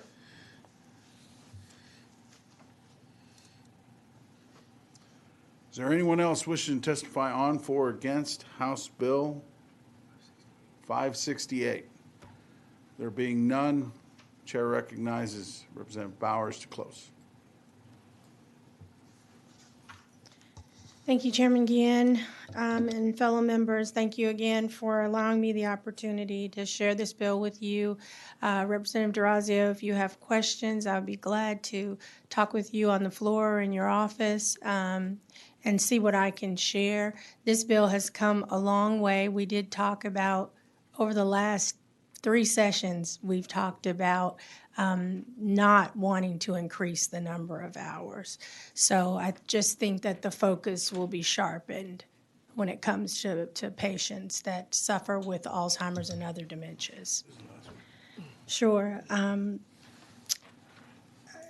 I just want to say, as the general population ages and people live longer, more Texans will receive diagnosis of Alzheimer's disease and other dementias. This increases the likelihood that peace officers will come in contact with one of these diseases. We need to make sure that law enforcement officers are given the proper tools and resources to handle these interactions, which will result in a safer, healthier, and more secure Texas. I also want to thank Representative Goodwin for being one of my joint authors, along with Dr. Lalani and Representative Howard. I also want to thank Buddy Mills with the Sheriff's Association, Melissa Sanchez at the Alzheimer's Association, and Katie Phelps with Uncommon Care. As I sat and listened to the witnesses, I realized how personal this bill is to me. Not only have I lost family members to Alzheimer's, but certainly have a family member that is undergoing care and taking medication now. So thank you so much, Chairman Guillen, for allowing, and Vice Chair Johnson, for this to be my first bill this session to lay out. All right. With that, I close. Members, any other questions? All right. You want a question? I want a question. Representative Goodwin moves that House Bill 568, without amendment, be reported favorably to the full House with the recommendation that due pass and be printed and sent to the Local and consent calendar. Clerk, call the roll. Chair Guillen. Aye. Vice Chair Johnson. Aye. Representative Bowers. Aye. Representative Canales. Representative DeRazio. Representative Goodwin. Aye. Representative Harless. Representative Holland. Aye. Representative Troxclair. There being 5 ayes, 0 nays, and 0 present not voting, the motion prevails. Thank you. All right. If there's no further business and without objection, the House Committee on Homeland Security and Public Safety stands adjourned, subject to the call of the chair, in memory of longtime Texas Ranger James Scoggins.